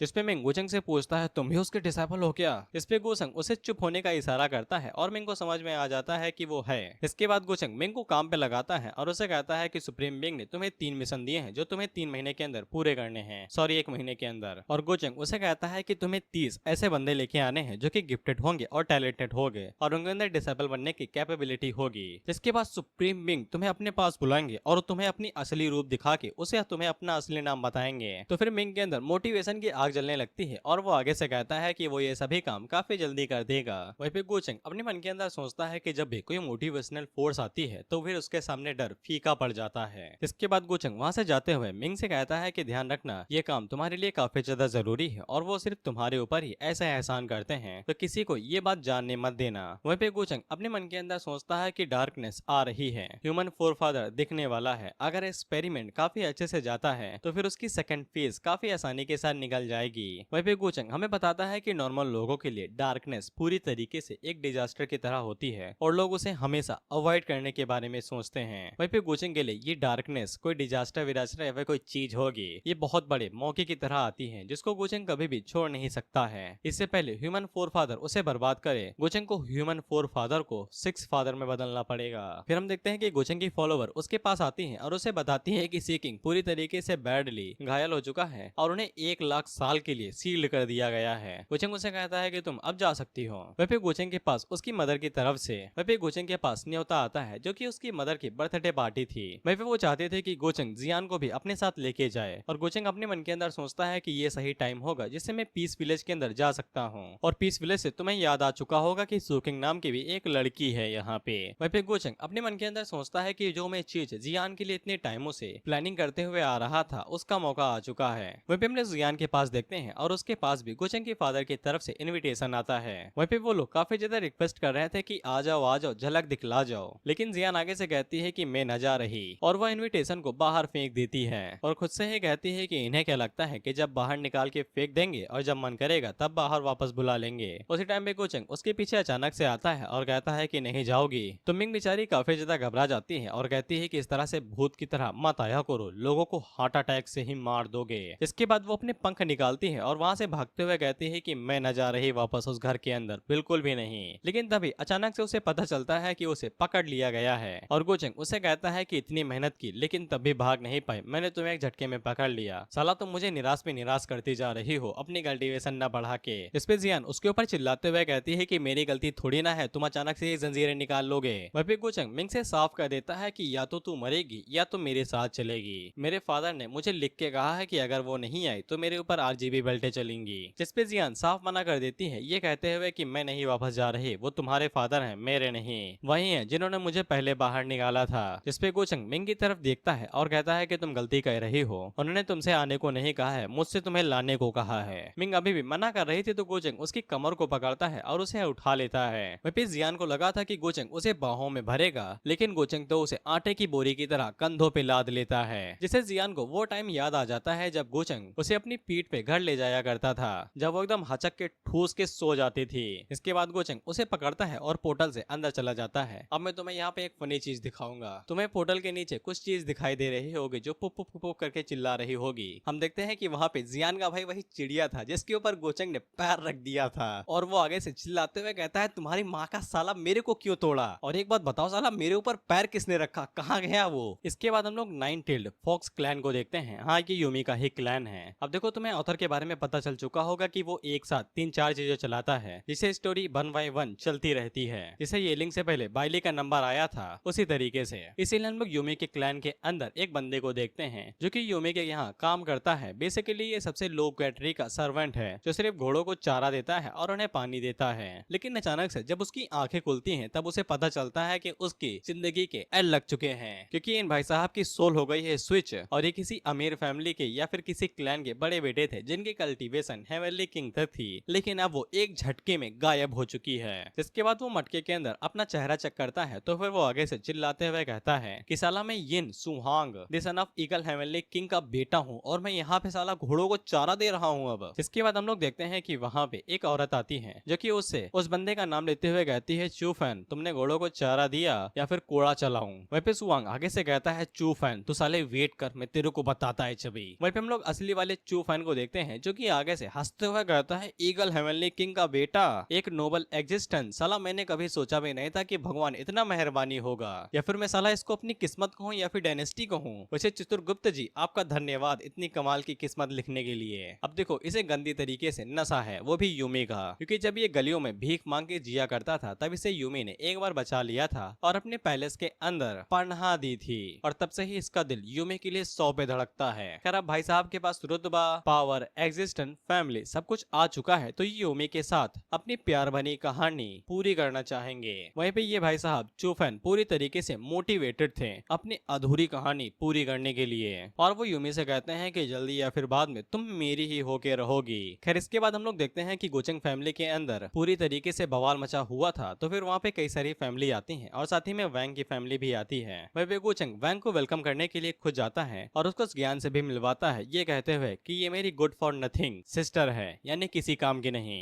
वहीं पे हम लोग मिंग को देखते हैं जो एकदम गुस्सैल आंखों से गोचंग और वैंग की तरफ ही देख रही थी और अपने मन के अंदर सोचती है कि साला जब मैं यहाँ पे नहीं थी तब ये दोनों आगे कितना आ गए। वहीं पे वो गोचंग की तरफ देखते हुए सोचती है कि उसे लगता है कि मैं ये बता नहीं सकती हूँ कि उसके सामने कोई औरत खड़ी है। साला तुम तो बहुत ज्यादा खुश हो गए इतनी खूबसूरत औरत देख के। वहीं पे मिंग अपनी एबिलिटी को भी पूरी तरीके से इस्तेमाल कर रही थी, लेकिन इसके बावजूद वो वैंग की कैपेबिलिटी यानी कि कल्टीवेशन को चेक नहीं कर पा रही थी, जिसके बाद हमें गोचंग की मदद दिखाई जाती है और माशाअल्लाह कमाल की है। और वो मिंग से पूछती है तुम्हें क्या हुआ, तुम क्या देख रही हो। पहले मैं तुम्हें गोचंग की मदर के बारे में बता देता हूँ, इन्हें लेडी गु कहा जाता है जो कि ताइचो टेम्पल की डिवाइन लेडी है, और इनका जो टेम्पल है यानी कि सैंक्शन वो गोचंग की एवरलास्टिंग फैमिली से भी ज्यादा शक्तिशाली है। वहीं पे सास बहू की परफेक्ट बनती है और गोचंग की मदर मिंग को बहुत ज्यादा पसंद करती हैं। वहीं पे मिंग अपने होने वाली सास से कहती है कि अपने बेटे की तरफ जरा देखो। वहीं पे गोचंग की मदर कहती है ये अच्छा, और वो मिंग से कहती है क्या तुम उस लड़की की तरफ देख रही हो, मैंने उसके बारे में कभी भी नहीं सुना है, जो कि वैंग फैमिली से आती है और इनकी भी फैमिली काफी ज्यादा शक्तिशाली है। साथ ही में वो मिंग को बताती है कि उसकी कल्टीवेशन क्वाइशिसेंट है, जिससे मिंग काफी ज्यादा हैरान होती है क्योंकि इस उम्र में इस स्टेज को अचीव करना काफी बड़ी बात है। बेशक यार वो ट्रांसमिग्रेटेड है, एबिलिटी तो होनी ही थी।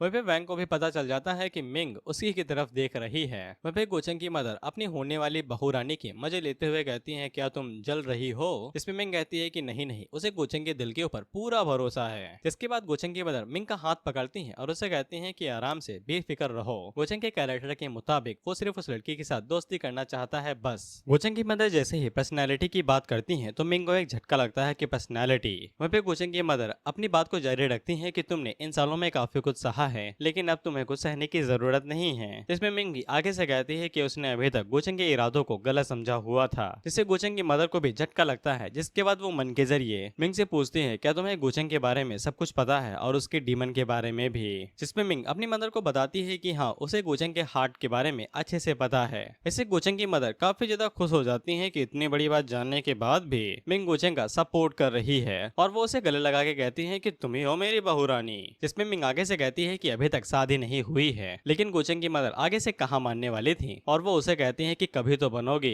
खैर इसके बाद मिंग यहाँ पे अपनी मदर से कुछ जानकारी पूछती है। दरअसल गोचंग अपने साथ 2 लड़कियां लेके आया था लोवल रियलम से, तुम्हें पता ही होगा। पहले के नाम कीहान है जो कि जीजी अकेडमी के अंदर अभी स्टडी कर रही है, और दूसरे का नाम सुगिंग है जो कि अभी गोचंग की मदर के नीचे काम कर रही है। और मिंग गोचंग की मदर से पूछती है क्या उन दोनों के अंदर कोई खास बात है। इस पे गोचंग की मदर आगे से बताती है कि कीहान के बारे में उन्हें ज्यादा नहीं पता है, वो बस सेक्टर के अंदर एकेडमी की स्टडी कर रही है। लेकिन सुकिंग के बारे में एक बहुत ही ज्यादा रेयर कंडीशन है, उसके पास ट्विन सोल है, या तो उसके पास कोई किसी तरह का डेविल है या फिर कोई दोस्त जाइंट है। गोचंग की मदर ने कई सारे तरीके टेक्निक का इस्तेमाल की ये पता लगाने के लिए कि उसकी दूसरी सोल कौन सी बॉडी है और उसका बैकग्राउंड क्या है, लेकिन उन्हें अभी तक कुछ भी नहीं पता चला है कि उस लड़की के सोल का बैकग्राउंड क्या है, यानी कि वो डेविल है या फिर जाइंट है, कोई भी नहीं जानता है। वहीं पे मिंग भी हमारी तरह सोचती है कि अगर उसे उनके ऊपर ध्यान ही नहीं देना था तो फिर वो उन्हें अपने साथ ऊपर लेके ही क्यों आया। अब वो उसके किसी काम के नहीं है तो वो साइड में पड़ी हुई है। वहीं पे मिंग को काफी अच्छे से याद था कि जब गोचंग पिछली लाइफ के दौरान नीचे गया हुआ था तब वो अपने साथ कुछ भी नहीं लेके आया था, इसीलिए इस बार नीचे उसके साथ कुछ किया होगा तभी वो बदल गया है। वहीं पर लोग गोचंग को देखते हैं जहाँ वे बाकी सभी लोग थे और वो सभी डेमोनिक सक्सेसर को लेके बात कर रहे थे, और वो सभी पूछते हैं कि गोचंग ने उसे आखिरी बार लड़ाई की थी, उसे ही अंदाजा हो सकता है कि वो अभी कहाँ पे होगा।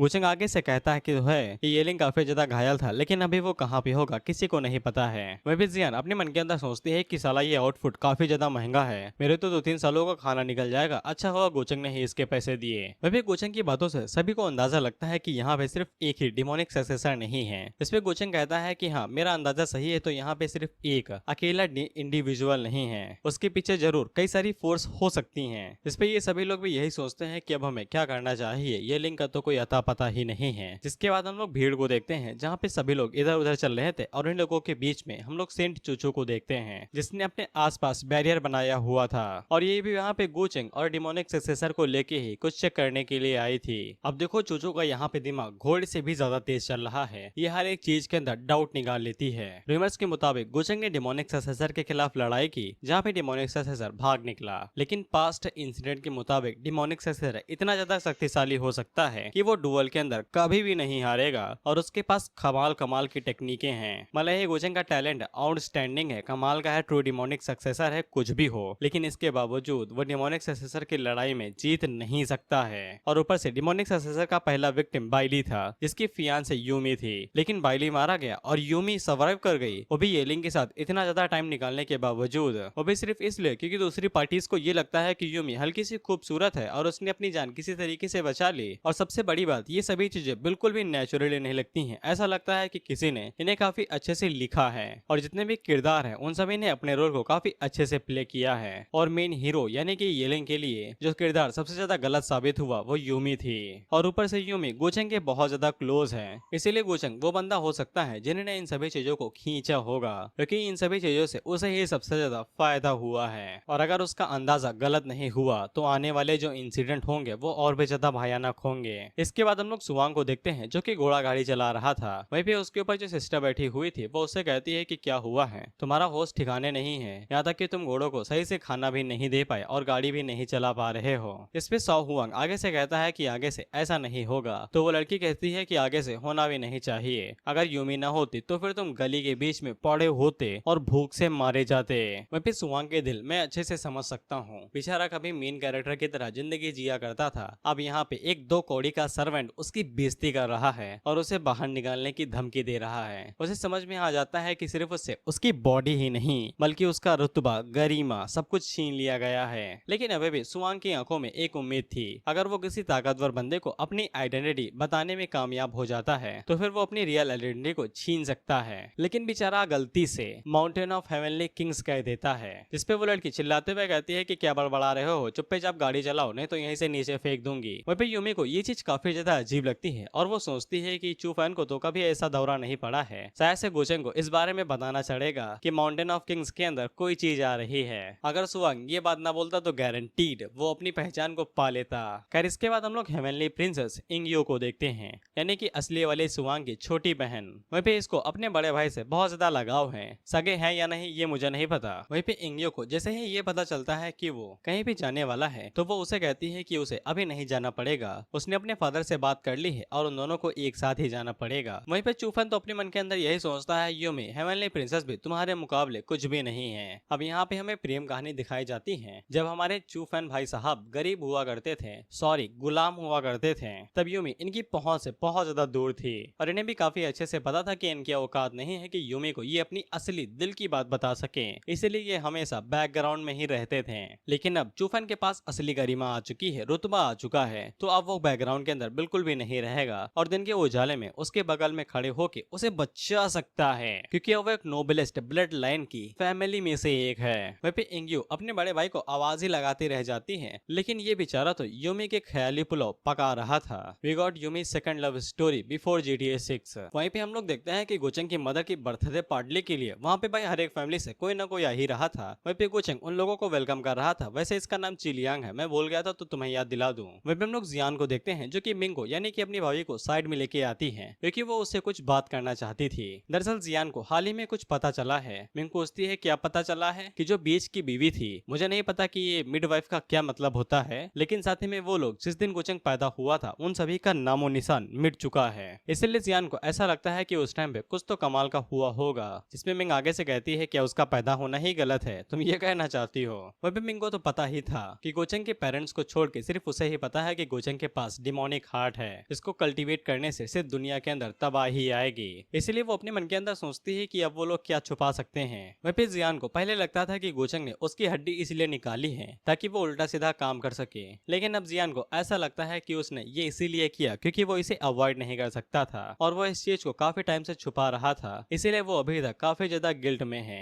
इसके बाद मिंग दूसरे एंगल से सोचती है कि गोचेंग उससे नफरत इसलिए करता है क्योंकि वो अपने कल्टीवेशन ठीक से नहीं करती है और शायद से गोचेंग उसके कल्टीवेशन चुनाना चाहता है, इसीलिए वो तभी उसे इतना ज्यादा फोर्स करता है कल्टीवेट करने के लिए। वही मिंग अपने मन के अंदर सोचती है कि ये अभी भी उल्टा सीधा सोच रही है। अगर मैं इसे बता दूं कि ये बहुत ज्यादा दर्दनाक मौत मरी थी पिछली लाइफ के दौरान तो ये रोने लगेगी। मैं इसे निगल जाती हूँ, ये बात ही नहीं हुई कभी। और जियान अपने मन के अंदर सोचती है कि मेरा मुकाबला अभी भी उससे नहीं है। क्या वो इस बात से काफी ज्यादा निराश है। वही गोचेंग के पास नोटिफिकेशन आता है कि तुम्हारी बहन पागल हुई है, खुद ही सोच रही है और खुद ही को दोष दे रही है, इसीलिए तुम्हारी डायनेस्टी वैल्यू और लक वैल्यू बढ़ती है। गोचेंग भी सोचता है साला मेरी ही फैमिली में सब एक से एक हैं, खुद ही सोचते हैं खुद ही को ब्लेम करते हैं। वहीं पे जियान की ट्यूटर यानी कि उस पेड़ ने जियान को बताया था कि गोचेंग डिमोनिक नेचर के साथ पैदा हुआ है, इसलिए उसने पास्ट में जो एक्शन किए होंगे वो डिमोनिक नेचर की वजह से होंगे। वहीं पे मिंग हमें बताती है डिमोनिक नेचर, डिमोनिक हार्ट और डिमोनिक इननीड सोल और भी कई सारे तरीके हो सकते हैं जिससे डिमोनिक नेचर एक्टिवेट हो सकता है। और मिंग इस बारे में सोच ही रहे थे कि ऐसा क्या हुआ होगा कि गोचेंग डिमोनिक पावर को कल्टीवेट करने लगा, लेकिन गोचेंग उन्हें ज्यादा सोचने नहीं देता है और उन दोनों से कहता है कि क्या सोच रही हो, साले में वहाँ पे गेस्ट को वेलकम करते थक गया और तुम लोग यहाँ पे मटर गश्ती कर रही हो। हालांकि जियान जैसे ही गोचेंग को देखती है तो वो तुरंत वहाँ से खसक लेती है। वहीं पे गोचेंग मिंग से चिपकते हुए कहता है कि यहाँ पे कई सारे लोग आ रहे हैं, क्या तुम अपने पति की मदद नहीं करोगी। मिंग पूछती है कैसे करूँ। वहीं पे गोचेंग आगे से बताता है कि यहाँ पे जितने भी लोग इकट्ठा हुए हैं वो सभी बहुत ज्यादा बेकार हैं, उनमें से कोई भी गोचेंग का बलि का बकरा बनने के लिए नहीं है, इतना स्ट्रॉन्ग नहीं है कोई। यानी कि गोचेंग यहाँ पे दोबारा किसी को डिमोनिक सक्सेसर बनाना चाहता है, इसे जो ह्यूमन फोर फादर होंगे वो उसके पीछे जाएंगे, गोचेंग के नहीं। जिसपे मिंग आगे कहती है तो गोचेंग कहता है अरे यार मैं मर गया तो तुम विधवा ना बन जाओगी। जिसपे मिंग आगे से चिल्ला के कहती है तेरी माँ की साले,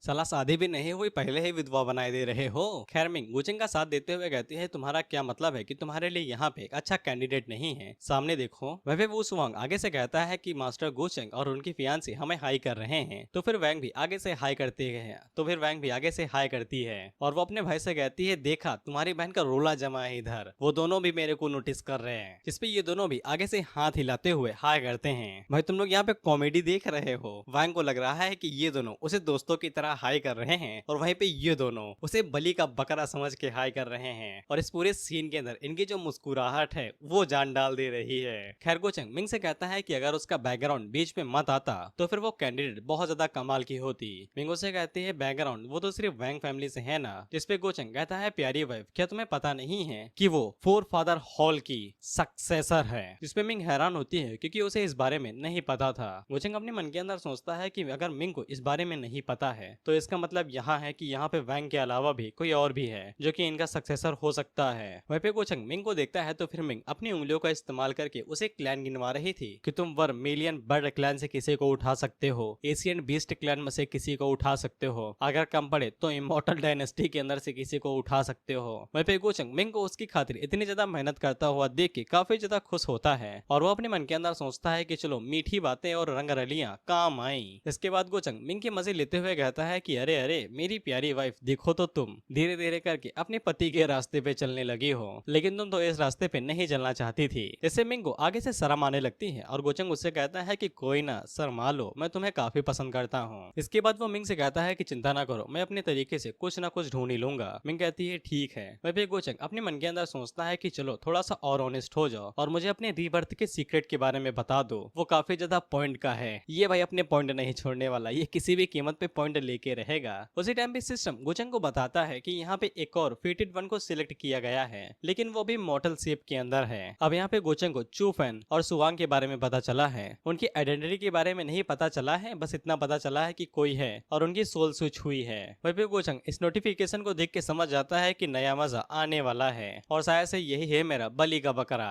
खैर इसके बाद वहाँ पे एक सर्वेंट आता है जो कि गोचेंग को बताता है कि 9 टेल फॉक्स से यूमी आई है। इस पे गोचेंग उसे कहता है कि अंदर बुला लाओ, तो फिर मिंग उसे तिरछी नजरों से देखने लगती है। गोचेंग कहता है गेस्ट है भाई, ग्रीट करने जाना ही पड़ेगा, लेकिन मिंग उसे फिर भी घूरते रहती है, जिससे गोचेंग भाई नर्वस होने लगता है और वो तुरंत वहाँ से खिसक लेता है। गोचेंग भी कह रहा होगा साला ये बीवी नाम की चीज ही खतरनाक है। खैर गोचेंग को अंदाजा लग चुका था कि ये जो नया फेटेड सन है ये जरूर यूमी से कोई ना कोई रिश्ता रखता है। खैर इसके बाद गोचेंग जाके यूमी से मिलता है तो फिर यूमी के साथ वहाँ पे सुवांग भी आया हुआ था। वहीं पे गोचेंग जैसे ही सुवांग की तरफ देखता है तो फिर उसे हल्का सा अंदाजा लग जाता है कि यही वो बंदा हो सकता है जिसकी सोल स्विच होगी। वहीं पे गोचेंग जानबूझ के सुवांग के ऊपर थोड़ा सा ध्यान देता है, ये कहते हुए कि तुम इसे अपने साथ लेके आए हो, ये पक्का तुम्हारे लिए कोई कॉमन बंदा नहीं होगा। जैसे सुवांग के मन के अंदर भी लड्डू फूटने लगते हैं कि गोचेंग की रेपुटेशन यहाँ पे कोई कम नहीं है। अगर इसके जरिए उसे नोटिस कर लिया जाता है तो ये उसके लिए काफी ज्यादा फायदे की बात होगी। वहीं पे यूमी गोचंग से कहती है कि गोचंग कुछ ज्यादा ही सोच रहा है, सुवांग यहाँ पे कोई ज्यादा अहमियत नहीं रखता है, यूमी ने बस उसे जीने का मौका दिया है जो वो यहाँ पे घूम रहा है। साला ये बड़े लोग साला मदद भी करते हैं और बेइज्जती भी।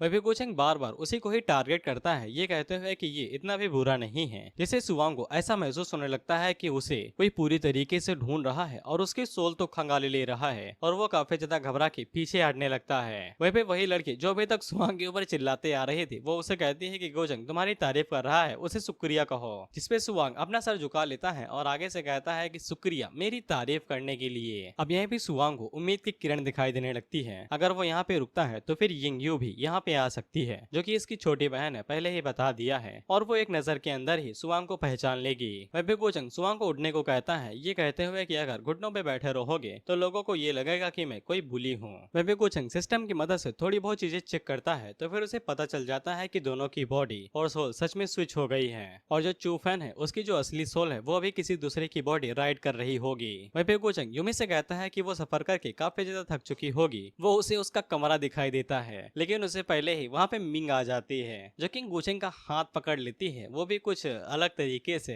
बेसिकली ये दिखाते हुए कि ये मेरा बंदा है। और वो यूमी को जलाने के लिए कहती है कि तुम यहाँ पे लोगों को ग्रेड कर रहे हो तो फिर मैं तुम्हें अकेला कैसे छोड़ सकती हूँ। वहीं पे गोचंग टेलीपैथी के जरिए यूमी से कह देता है कि तुम इस फुट बॉय के ऊपर नजर रखना और जो भी कुछ अजीब हो तो तुरंत मुझे बता देना। इसके बाद गोचंग जियान से कहता है कि जाओ और जाके मिस यूमी को उनका कमरा दिखाओ और अगर तुमने थोड़ी भी गलती की तो फिर मैं तुमसे पैसे वसूल लूंगा जो ड्रेस के पैसे मैंने दिए हैं। बेचारी ये इधर उधर पिसती ही रहती है, तरबूज खा रही है, उसे खाने को नहीं मिल रहा। वहीं पे वो सुवांग अपनी बहन से पूछता है, दीदी क्या इस फुट बॉय के अंदर कोई गड़बड़ है क्या? जिसपे वैंग आगे से कहती है कि पता नहीं लेकिन इसका नाम किसी मेन कैरेक्टर से मेल खाता है। वहीं पे यांग को हल्का बहुत अंदाजा लग ही जाता है कि जो यूमी है उसका गोचेंग के साथ कुछ न कुछ तो लेना देना है। इसके बाद हम लोग गोचेंग को उसके रूम के अंदर देखते हैं और तुम्हें इन पपेट्स के बारे में याद होगा कि गोचेंग को ये लॉर्ड ऑफ रिकार्नेशन की जगह से मिले थे। गोचेंग हमें पपेट्स के बारे में बताता है कि ये पपेट्स एक्चुअल स्पिरिट यानी कि इंसानों से अलग नहीं है और ऊपर से इनके ऊपर जो कोर लगा हुआ है वो बहुत ज्यादा कमाल का है। गोचेंग को बस इनके अंदर एनर्जी डालनी है जिसके बाद वो उन्हें कंट्रोल कर पाएगा। इसके बाद गोचेंग अपनी एनर्जी को उन सभी के कोरों के अंदर डालता है और वो उन्हें सक्सेसफुली कंट्रोल करने लगता है और जैसे ही उन्हें एनर्जी मिलती है तो वो सभी बिल्कुल इंसानों की तरह ही चलने फिरने लगते हैं। वहीं पे गोचेंग ने सभी को ये बता दिया था कि डिमोनिक सक्सेसर अलग नहीं है, उसके पास भी कुछ लोग हैं। अब गोचेंग इनका इस्तेमाल उन्हीं लोगों की तरह करेगा और गोचेंग इनकी मदद से डायरेक्ट वैंग के ऊपर अटैक करवाने वाला है। और वो अपने मन के अंदर सोचता है कि वैंग जब तक मैं तुम्हें बचाने ना आऊं उम्मीद करता हूँ कि तुम जिंदा रहोगी, नहीं तो तुम्हारे फोर फादर के सक्सेसर होने का कोई भी फायदा नहीं है। गोचेंग ने सारी चीजें रेडी कर ली हैं, अब बस उसे टाइमिंग का इंतजार है। इसके बाद हम लोग यूमी को देखते हैं जो अपने कमरे के अंदर बैठ के कल्टीवेट कर रही थी। उसे तुरंत पता चलता है कि कोई उसके कमरे के अंदर आया है तो वो गोचेंग था और वो उससे कहता है कि चलो अच्छी बात है कि तुम लगातार कल्टीवेशन कर रही हो बिना किसी दिक्कत के। इसके बाद गोचेंग यूमी के बगल में बैठ जाता है तो यूमी उससे पूछती है कि वो यहाँ पे चू फैन की वजह से आया है। गोचेंग पूछता है कि मुझे उसके बैकग्राउंड के बारे में बताओ। यूमी गोचेंग के कंधे दबाने लगती है और उसे चू फैन के बारे में बताने लगती है कि उसने उसे गलियों से उठाया था जब वो भूख से मर रहा था और यूमी को उसके ऊपर दया आ गई। उसे गोचेंग को यकीन हो जाता है कि ये सब कुछ पक्का यूमी के साथ ही रिलेटेड है। इसके बाद गोचेंग यूमी से कहता है कि तुम जिस चू फैन को जानती थी वो चू फैन नहीं है, क्यों ना हम लोग उससे डायरेक्ट ही पूछ लेते हैं सच्चाई जानने के लिए। इसके बाद हम लोग देखते हैं कि यूमी चू फैन को गोचेंग के पास लेके जाती है और उसे मास्टर कहती है। इससे चू फैन काफी ज्यादा हैरान हो जाता है कि यूमी ने उसे मास्टर क्यों बुलाया। इसके बाद वो गोचेंग से पूछता है कि उसे यहाँ पे क्यों बुलाया गया है, जिसपे गोचेंग उसे हिंट देता है कि मुझे तुम्हें क्या बुलाना चाहिए। जिससे चू फैन काफी ज्यादा हैरान हो जाता है लेकिन उसे इतना पता चल जाता है कि गोचेंग को उसकी असलियत के बारे में पता चल चुका है और उसे उम्मीद की किरण दिखाई देने लगती है। जिसके बाद वो काफी ज्यादा फ्रैंक हो गए गोचेंग से कहता है कि मैं चू फैन नहीं हूँ, मैं असल में एक हेवनली किंग का बेटा हूँ सुवांग। पता नहीं मेरे साथ क्या हुआ है लेकिन उस चू फैन नाम के बंदे के साथ मेरी बॉडी स्विच हो गई है। और वो गोचेंग से कहता है कि अगर गोचेंग उसकी मदद करता है तो वो उसका सर्वेंट भी बनने के लिए राजी है। यूमी इस बात से काफी हैरान होती है कि ये बंदा असल में एक हेवनली प्रिंस है। वहीं पे चू फैन को ऐसा लग रहा था कि अगर गोचेंग उसकी मदद नहीं करता है तो भी वो इतना ज्यादा बुरा नहीं है कि उसे मार देगा। Sorry bro but that was your big mistake. वहीं पे गोचेंग सुवांग से कहता है कि तुम मेरे किसी काम के नहीं हो, एक प्रिंस की वैल्यू उसकी बॉडी के अंदर है और तुम उसकी बॉडी के अंदर बिल्कुल भी नहीं हो। वहीं पे गोचेंग ऑरा की मदद से उसे पता चल जाता है कि वो उसे मारने वाला है तो वो जल्दी से वहाँ से भागने लगता है ये कहते हुए कि तुम मुझे न मारो, मैं तुम्हारा कुछ भी करने को राजी हूँ। और वो गोचेंग से कहता है कि वो अभी भी उसे कुछ काम की चीजें निकाल सकता है। गोचेंग उसे कहता है कि हाँ, तुम्हारी यादें काम की हो सकती हैं, लेकिन उसके लिए मुझे तुम्हें जिंदा रखने की जरूरत नहीं है। इसके बाद हम लोग गोचेंग को देखते हैं, जिसके हाथों के अंदर सुवांग की असली सोल थी और उसकी एनर्जी भी थी,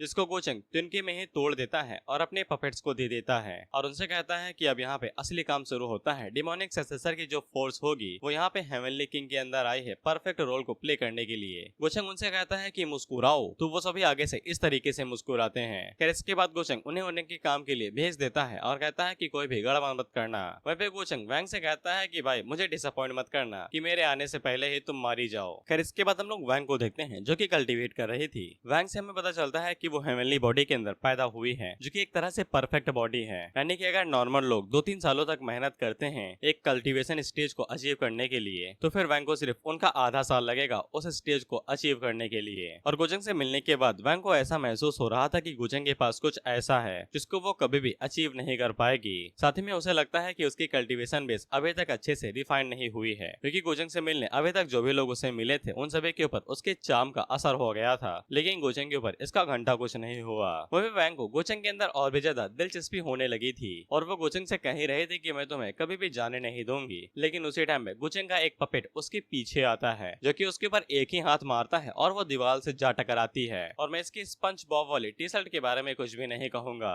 वह इन पपेट्स की कल्टीवेशन ग्रेट सेंट लेवल पे है और वैंग उसे पूछती है तुम यहाँ पे क्या लेने के लिए आए हो कि तुम गू फैमिली के अंदर इस तरीके से हाथापाई कर रहे हो। जिस पे पपेट आगे से बताता है कि मास्टर के ऑर्डर के मुताबिक वो यहाँ पे उसकी जान लेने के लिए आया है। इससे वैंग हैरान होती है कि एक ग्रेट सेंट रियलम का बंदा किसी दूसरे को अपना मास्टर कह रहा है। उसी टाइम पे वो पपेट दोबारा सीधा वैंग के ऊपर अटैक करता है और उसके ऊपर घुसा मार के दूर फेंक देता है, लेकिन अचानक से उसका पैर पकड़ के उसे साइड में लाता है और उसके पेट के ऊपर जोरदार किक मारता है, जिससे वो दोबारा दीवार से जा टकराती है और दीवार को तोड़ते हुए बाहर जाके गिरती है। फिर वैंग को समझ में आ जाता है कि वो अभी क्वाशी सेंट रियलम पे है, वो कभी भी उसका मुकाबला नहीं कर पाएगी। उसी वक्त खुद को बचा के रखना पड़ेगा जब तक गू के लोग यहाँ पे आ नहीं जाते हैं उसकी मदद करने के लिए। वहीं पे पपेट दोबारा उसके ऊपर अटैक करते हुए कहता है कि पहले वो मरेगी, जिसके बाद गोचेंग का नंबर आएगा। जिसके बाद वैंग वहाँ पे 5 टिंट बोन ब्रीड्स नाम का एक ब्रेसलेट बाहर निकालती है, जो एक आर्टिफैक्ट है, लेकिन वो पपेट उसके ऊपर अटैक करते हुए कहता है कि ये तलिस्मा भी तुम्हारी मदद कुछ नहीं कर पाएगा। वैंग उसे पूछती है क्या तुम्हारे मास्टर को पता है कि मेरी असली पहचान क्या है, उसे पता होना चाहिए कि मेरे ऊपर हाथ डालने से क्या परिणाम होगा, लेकिन पपेट को इससे कोई फर्क नहीं पड़ता था और वो अटैक करने के लिए आगे बढ़ता रहता है। लेकिन उसके अंदर से निकलते हुए ऑरा की मदद से वैंग को पता चल जाता है कि ये सभी लोग डिमोनिक सक्सेसर के ही लोग हैं। इसके बाद वो पपेट सामने की तरफ अटैक करता है तो फिर वहाँ पे बहुत ज्यादा प्रेशर रिलीज होता है और वो पूरा घर टूटने लगता है, लेकिन वैंग ने उस आर्टिफैक्ट की मदद से उसे कुछ टाइम के लिए रोक लिया था, लेकिन उस आर्टिफैक्ट की जो भी स्ट्रेंथ थी वो ज्यादा कुछ नहीं थी, इसीलिए वो पपेट आसानी के साथ उसे रोकने लगता है और उसे तोड़ने लगता है। वहीं पे वैंग अभी भी उसकी मदद से उसके पंचेस को रोकने की कोशिश कर रही थी, लेकिन ज्यादातर प्रेशर पड़ने की वजह से वो सभी ब्रीड टूटने लगते हैं। वहीं पे वैंग को कुछ भी समझ में नहीं आ रहा था डिमोनिक सक्सेसर ने उसे अपना टारगेट क्यों बनाया, जबकि उसने अभी तक अपनी असली आइडेंटिटी भी रिवील नहीं की है। और अचानक से उसे उस पपेट के अंदर थोड़ा सा ऑरा महसूस होता है जो अजीब किस्म का था, लेकिन तभी वो पपेट एक आखिरी पंच मारता है जो कि उसकी ब्रीड और उसके सर्कल को तोड़ देता है। वहीं पे वैंग की हालत धीरे धीरे करके खराब होने लगती है, तो फिर वो जल्दी से अपने पास एक तलिस्मा बाहर निकालती है जो कि उसकी आखिरी उम्मीद थी, लेकिन वो पपेट उसके ऊपर भी अटैक करके उसे खराब कर देता है। वहीं वो पपेट उसके ऊपर हाथ रख लेता है और उसे कहता है कि इन सभी चीजों के बारे में मास्टर ने उन्हें पहले ही बता दिया था कि वो किन किन तरीकों का इस्तेमाल कर सकती है भागने के लिए, लेकिन उसकी किस्मत खराब है कि वो डायरेक्ट उससे टकरा गई। और वो वैंग से कहता है कि मैं तुम्हें मारने से पहले थोड़े से मजे कर लेता हूँ, क्योंकि मैंने कभी भी नहीं सोचा था कि मेरी मुलाकात फोर फादर के हॉल की सेंटेनेंस से हो जाएगी। वहीं पे वैंग को समझ में नहीं आता है कि साला वो तो ट्रांसमिग्रेटर है, उसे तो मेन कैरेक्टर होना चाहिए था, आखिरकार ये प्लॉट उसकी तरफ कैसे चेंज हो गया। जिसपे गोचेंग अंदर से कहता है ना मुन्नी तो गलत बा, इधर मेन कैरेक्टर अपू नीचे। जिसके बाद गोचेंग वहाँ पे अपने नाटक को शुरू करता है और अपनी एनर्जी को रिलीज करते हुए सभी लोगों से कहता है कि तुम्हारी हिम्मत कैसे हुई गो फैमिली के रेसिडेंट के अंदर अटैक करने की, ऐसा लगता है कि तुम सभी लोग मारना चाहते हो। जिससे वैंग को एक उम्मीद मिल जाती है कि वो जिंदा रह सकती है। वहीं पे बाकी सभी लोगों को भी गोचेंग की आवाज सुनाई देती है, तो वो सभी लोग उस तरफ जाने लगते हैं जहाँ से धमाके की आवाज आई थी। वहीं पे मिंग को पता था कि गोचेंग ने अपना प्लान चलना शुरू कर दिया है और उसकी शुरुआत वैंग के साथ हुई है। वहीं पे वैंग हंसते हुए उस पपेट से कहती है कि ऐसा लगता है कि तुम जो लेने के लिए आए थे वो तुम्हें नहीं मिलेगा। तो वो पपेट कहता है कि क्यों नहीं, अभी भी देर नहीं हुई तुम्हें मारने से। उसी टाइम पे गोचेंग वाइट की पावर का इस्तेमाल करते हुए डायरेक्ट उसके ऊपर एक जोरदार पंच मारता है, जिससे वो पपेट दीवार को तोड़ते हुए बाहर जाके घुरता है और गोचंग वैंग से माफी मांगता है कि उसके साथ पूरे रेस्टोरेंट के अंदर ये सभी चीजें हो गई। वहीं वो पपेट अपनी लाइनों को बोलता है कि गोचंग तुमने मेरे मास्टर का प्लान खराब कर दिया है, किसी न किसी दिन तुम भी मारे जाओगे, तुम्हारी भी बारी आएगी। गोचंग उससे पूछता है कि तुम्हारा मास्टर कौन है, लेकिन उसी टाइम पे साइड से वैंग के जो एल्डर थे जो उसके साथ ही रहते हैं वो उस पपेट के ऊपर अटैक कर देते हैं, ये कहते हुए कि तुम्हारी हिम्मत कैसे हुई यंग मिस के ऊपर अटैक करने की। वहाँ पे तगड़ा धमाका तो होता है और शॉक वेव भी जाती है, लेकिन वो पपेट उसे डॉज करके वहाँ से भागने लगता है तो फिर एल्डर उसके पीछे जाते हैं। वहीं पे गोचंग को काफी ज्यादा गुस्सा आ रहा था क्योंकि एल्डर की वजह से वो अपने प्लान को पूरा नहीं कर पाया, क्योंकि वो पपेट यहाँ पे येलिंग का नाम लेने वाला था।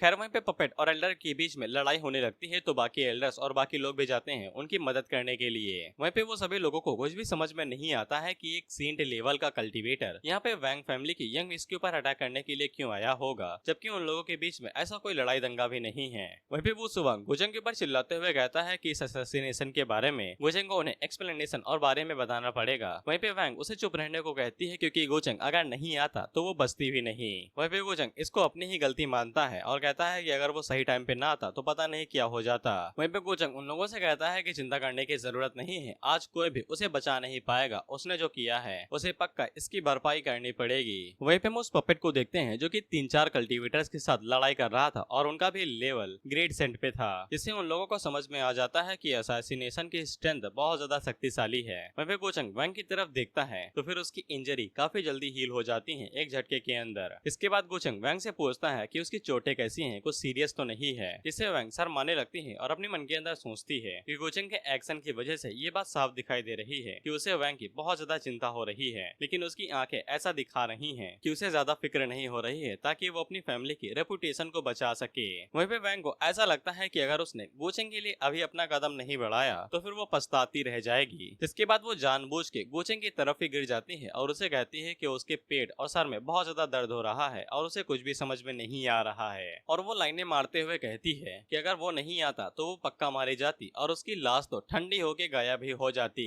वहीं पे गोचंग को इससे काफी ज्यादा गुस्सा आ रहा था, बेसिकली चिढ़ रहा था वो, क्योंकि वैंग कुछ ज्यादा ही सोच रही है, क्योंकि गोचंग ने एक तो उसे मारने का ऑर्डर नहीं दिया और ऊपर से अगर वो मर जाती तो फिर उसके जो लक पॉइंट होते वो सभी चले जाते हैं, और इसके लक पॉइंट मिंग से भी ज्यादा हैं, 12,000 के आसपास हैं। और गोचंग वैंग से माफी मांगता है कि उसकी फैमिली की लापरवाही की वजह से उसके साथ ये सब कुछ हो गया। वहीं पे वैंग उसे कहती है कि तुम्हें खुद को दोष देने की जरूरत नहीं है, अगर तुम ना भी होते तो भी मैं उसके अटैक से बच नहीं पाती। वहीं पे गोचंग उसे पीछे धकेलने की कोशिश करते रहता है तो फिर वैंग उसे और ज्यादा चिपकने की कोशिश करती रहती है। गोचंग उससे पूछता है कि तुम्हारा मतलब क्या है। वहीं पे वो स्वयं हैरान होते रहता है कि साला ये दोनों कर क्या रहे हैं। वहीं पे वैंग गोचंग से पूछती है क्या तुम जानना नहीं चाहते हो कि वो मेरे ऊपर अटैक क्यों किया था। इस पे गोचंग आगे से कहता है कि डिमोनिक सक्सेसर के ऑर्डर की वजह से। इस पे वैंग उससे कहती है तो तुम्हें मेरी आइडेंटिटी के बारे में पहले ही पता चल चुका था, और वो गोचंग से कहती है कि हाँ मेरे ऊपर डिमोनिक सक्सेसर ने अटैक किया था क्योंकि मैं हॉल ऑफ फोर फादर्स की सेंटनेस जो हूँ। और ये वाली बात सुन के सभी लोग हैरान होते हैं क्योंकि उन्होंने कभी सोचा भी नहीं था कि सेंटनेस वैंग होगी।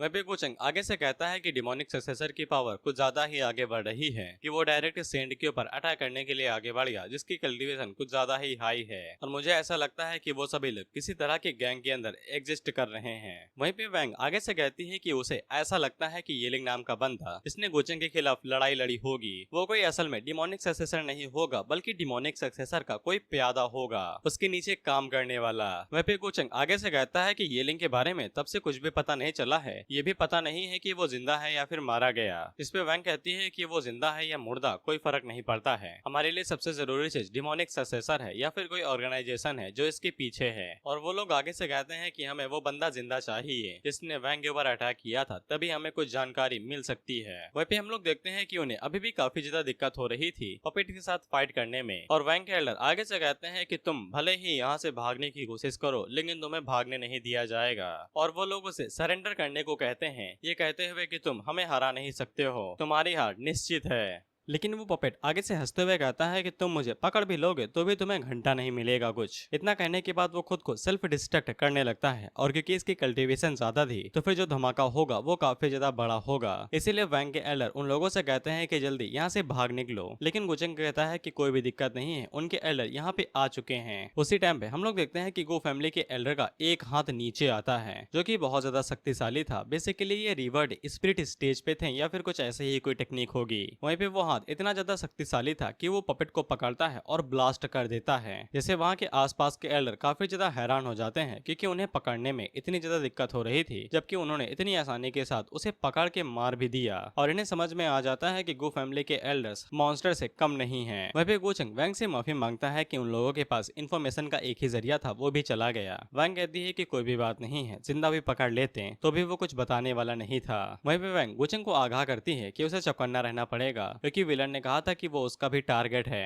गोचंग कहता है कि डेमोनिक सक्सेसर मेरे पीछे है। खैर इसके बाद बाकी एल्डर्स गोचंग के पास आते हैं और शुक्रिया कहते हैं कि उसकी मदद से वो लोग वैंग को बचाने में कामयाब हो गए। गोचंग भी यही कहता है कि वो लोग उसके इलाके के अंदर हैं, ये उसी का फर्ज है। लेकिन कुछ एल्डर आगे से बताते हैं कि जब वो पपेट के साथ लड़ाई कर रहे थे तब उन्हें उसके अंदर से हेवनली माउंटेन किंग्स की खुशबू महसूस हुई थी, जिससे वहाँ पे इसी बारे में बात होने लगती है कि माउंटेन ऑफ हेवनली किंग्स काफी ज्यादा अपराइट किस्म के होते हैं और वो हमेशा शांत रहते हैं और इन तरह के उल्टे सीधा कौमों के बीचों में बिल्कुल भी नहीं पड़ते हैं। इसीलिए उन्हें यही लगता है कि ये बस एक गलतफहमी हो सकती है। लेकिन तभी गोचंग आगे से बोलना शुरू करता है कि उसने भी कुछ टाइम पहले यह महसूस किया था कि वो लोग जिस पपेट के साथ लड़ाई कर रहे थे उसका ऑरा भले ही येलिंग के साथ मैच खाता हो, जैसे कि वो दोनों एक ही रूट से आए हो, लेकिन येलिंग के कल्टीवेशन स्टेटस के मुताबिक वो कभी भी उस पपेट का मास्टर नहीं हो सकता है। भला एक ग्रेट सेंट रैंक का कल्टीवेटर किसी ऐसे वैसे को क्यों ही अपना मालिक मानेगा या फिर किसी ऑर्गेनाइजेशन का, जिससे वहाँ पे ये बात फैलने लगती है कि demonic successor mountain of heavenly Kings में से कोई एक हो सकता है। और अगर वो लोग सच में इन सभी चीजों के पीछे हैं तो वो बहुत ज्यादा खराब बात है क्योंकि उनकी कल्टीवेशन काफी ज्यादा हाई होती है। लेकिन गोचंग उन्हें दोबारा भटकाता है ये कहते हुए कि उन्हें डायरेक्ट कंक्लूजन पे नहीं आना चाहिए। ऐसा भी हो सकता है कि वो पपेट उन्हें भटकाने की कोशिश कर रहा हो, नहीं तो वो माउंटेन ऑफ हेवनली किंग्स का ऑरा रिलीज ना करता।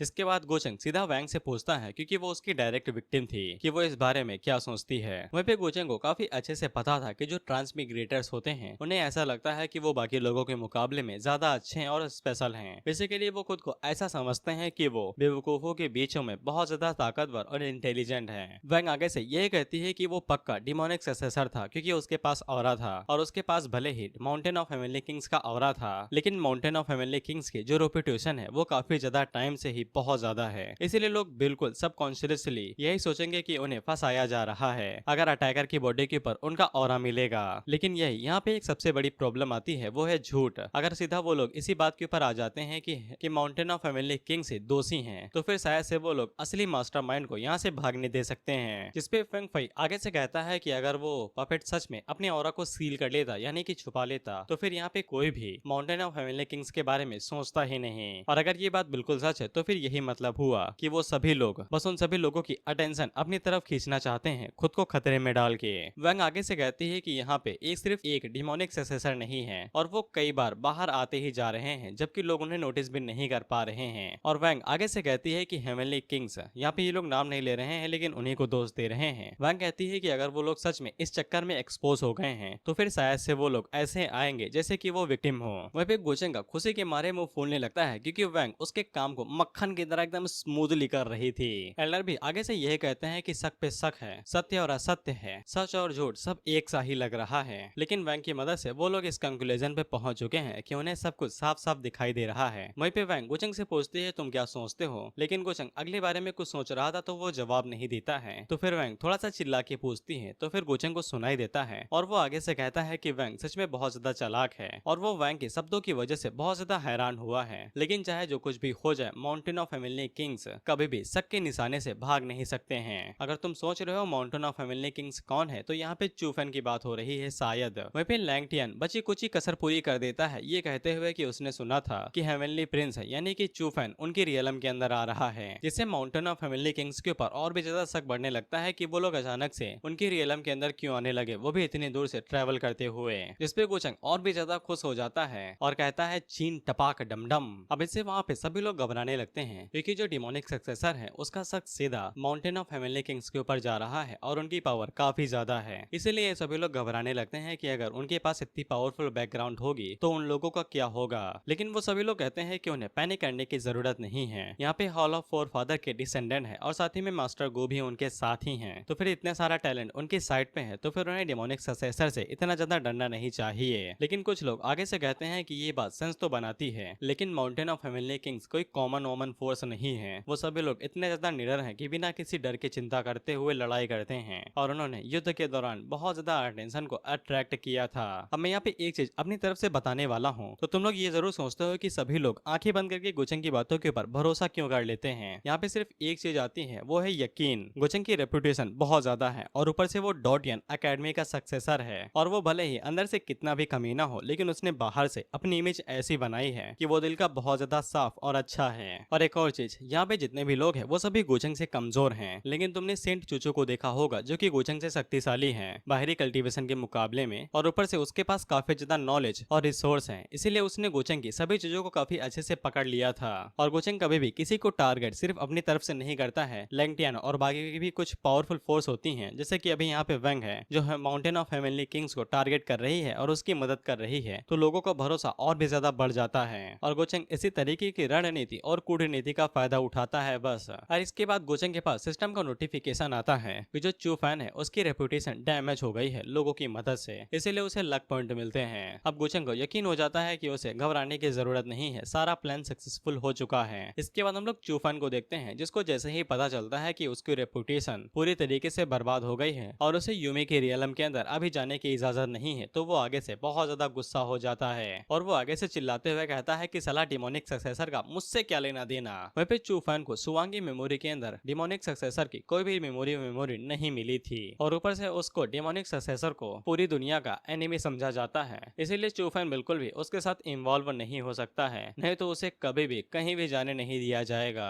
इसके बाद वो इतना ज्यादा फ्रस्ट्रेटेड हो जाता है कि वहीं पे खड़ा होकर चिल्लाने और गाली देने लगता है, और वो आगे से चिल्लाते हुए दरअसल ये बातें भी कह देता है कि वो साला इतने सालों तक घोड़ों को चारा देते आ रहा था, अब उसके पास थोड़ी सी गरिमा आई तो वो भी छीन ली गई। उसी टाइम पे इंग्यू उसके पास आती है और उससे पूछती है कि उसे क्या हुआ है, वो इतना ज्यादा क्यों चिल्ला रहा है और ये घोड़ा चराने की बात कहाँ से आ गई। और अब जाके चूफन को याद आता है कि वो यहाँ पे डर का साइन बिल्कुल भी नहीं दिखा सकता है, उसे ऐसा दिखाना पड़ेगा कि उसने कुछ भी नहीं किया है। और वो अपनी बहन से पूछता है कि तुम्हें क्या लगता है, जिसपे इंग्यू आगे से कहती है कि उसे अपने भाई के ऊपर पूरा भरोसा है और वो बिल्कुल भी इस तरह की अफवाहों को फैलने नहीं दे सकती है। और क्योंकि ये सभी अफवाहें गोचंग के रेसिडेंट से आई थी, तो फिर इंग्यू गोचंग से मिलने के बारे में सोच रही है ताकि वो इसे इन सभी चीजों के बारे में बात कर सके और चूफन के ऊपर लगे हुए धब्बे को हटा सके, और उसके इन्फ्लुएंस की मदद से ये सभी चीजें काफी आसानी के साथ हो जाएंगी। इतना कहने के बाद इंग्यू वहाँ से चली जाती है। चूफन मन में सोचता है कि अगर ये कामयाब हो जाती है तो मेरी काफी सारी मुसीबतें खत्म हो जाएंगी। चूफन अपने मन के अंदर सोचता है, Gocheng saintness of all of forefather, तुम्हें क्या लगता है कि तुम लोगों के कुछ कह देने से मेरा भाग्य बदल जाएगा? तुम भी मेरी लिस्ट के अंदर हो, बस तुम लोग इंतजार करो। फिर इसके बाद हम लोग देखते हैं कि पार्टी वार्टी खत्म हो जाती है और गोचेंग वैंग को अलविदा कह देता है। वहीं पे वैंग गोचेंग से कहती है कि अपना ध्यान रखना और खुद की सुरक्षा पे ज्यादा फोकस करना, और उन दोनों के जाते ही गोचेंग अपने बंदे से कहता है कि जाओ और जाके उसके ऊपर नजर रखो और बिल्कुल भी खुद को पता मत लगने देना। वहीं पे गोचेंग अपने मन के अंदर सोचता है कि मिंग सुबह ही निकल गई थी रिडिंकार्नेशन ऑफ फोर फादर को ढूंढने के लिए, लेकिन उसकी एबिलिटी और उसके कैरेक्टर के हिसाब से उसके लिए काफी ज्यादा मुश्किल होगा रिकार्नेशन के साथ निपटने में, और वो आखिर में काफी ज्यादा घायल हो जाएगी। इसीलिए गोचेंग को मिंग की चिंता थी, तो फिर वो एडवांस में ही अरेंजमेंट्स करने के बारे में सोचता है। जिसके बाद यूमी गोचेंग के पास आती है और उसे बताती है कि माउंटेन ऑफ हेवनली किंग से कुछ लोग उसके क्लैन के अंदर आए थे चूफन के बारे में इंक्वायरी करने के लिए। जिसपे गोचेंग कहता है कि दुख की बात है, लेकिन उन्हें घंटा कुछ पता नहीं चलेगा, उन्हें पता ही नहीं है कि मैंने उस फुट बॉय के साथ क्या किया है। इसके बाद गोचेंग वहां से जाते हुए कहता है कि मुझे देर हो रही है और किसी काम पे जाना है, और यूमी से कहता है कि जैसा प्लान किया है वैसा ही करना, और हाँ चूफन को कुछ शब्द भिजवा देना कि गो फैमिली की पार्टी के दौरान वो कुछ काम कर रहा था, जिसके बाद वो अचानक से गॉन हो गया है। यानी कि जो सुवांग था वो लोग उसके बारे में पता करने के लिए आए थे, लेकिन गोचेंग ऐसा दिखाएगा कि फैमिली के अंदर आने के बाद वो अचानक से गायब हो गया है और उसके बारे में किसी को भी कुछ नहीं पता है, और उसकी वैल्यू भी 0 थी, तो फिर उसके बारे में किसी को क्या ही चिंता होगी।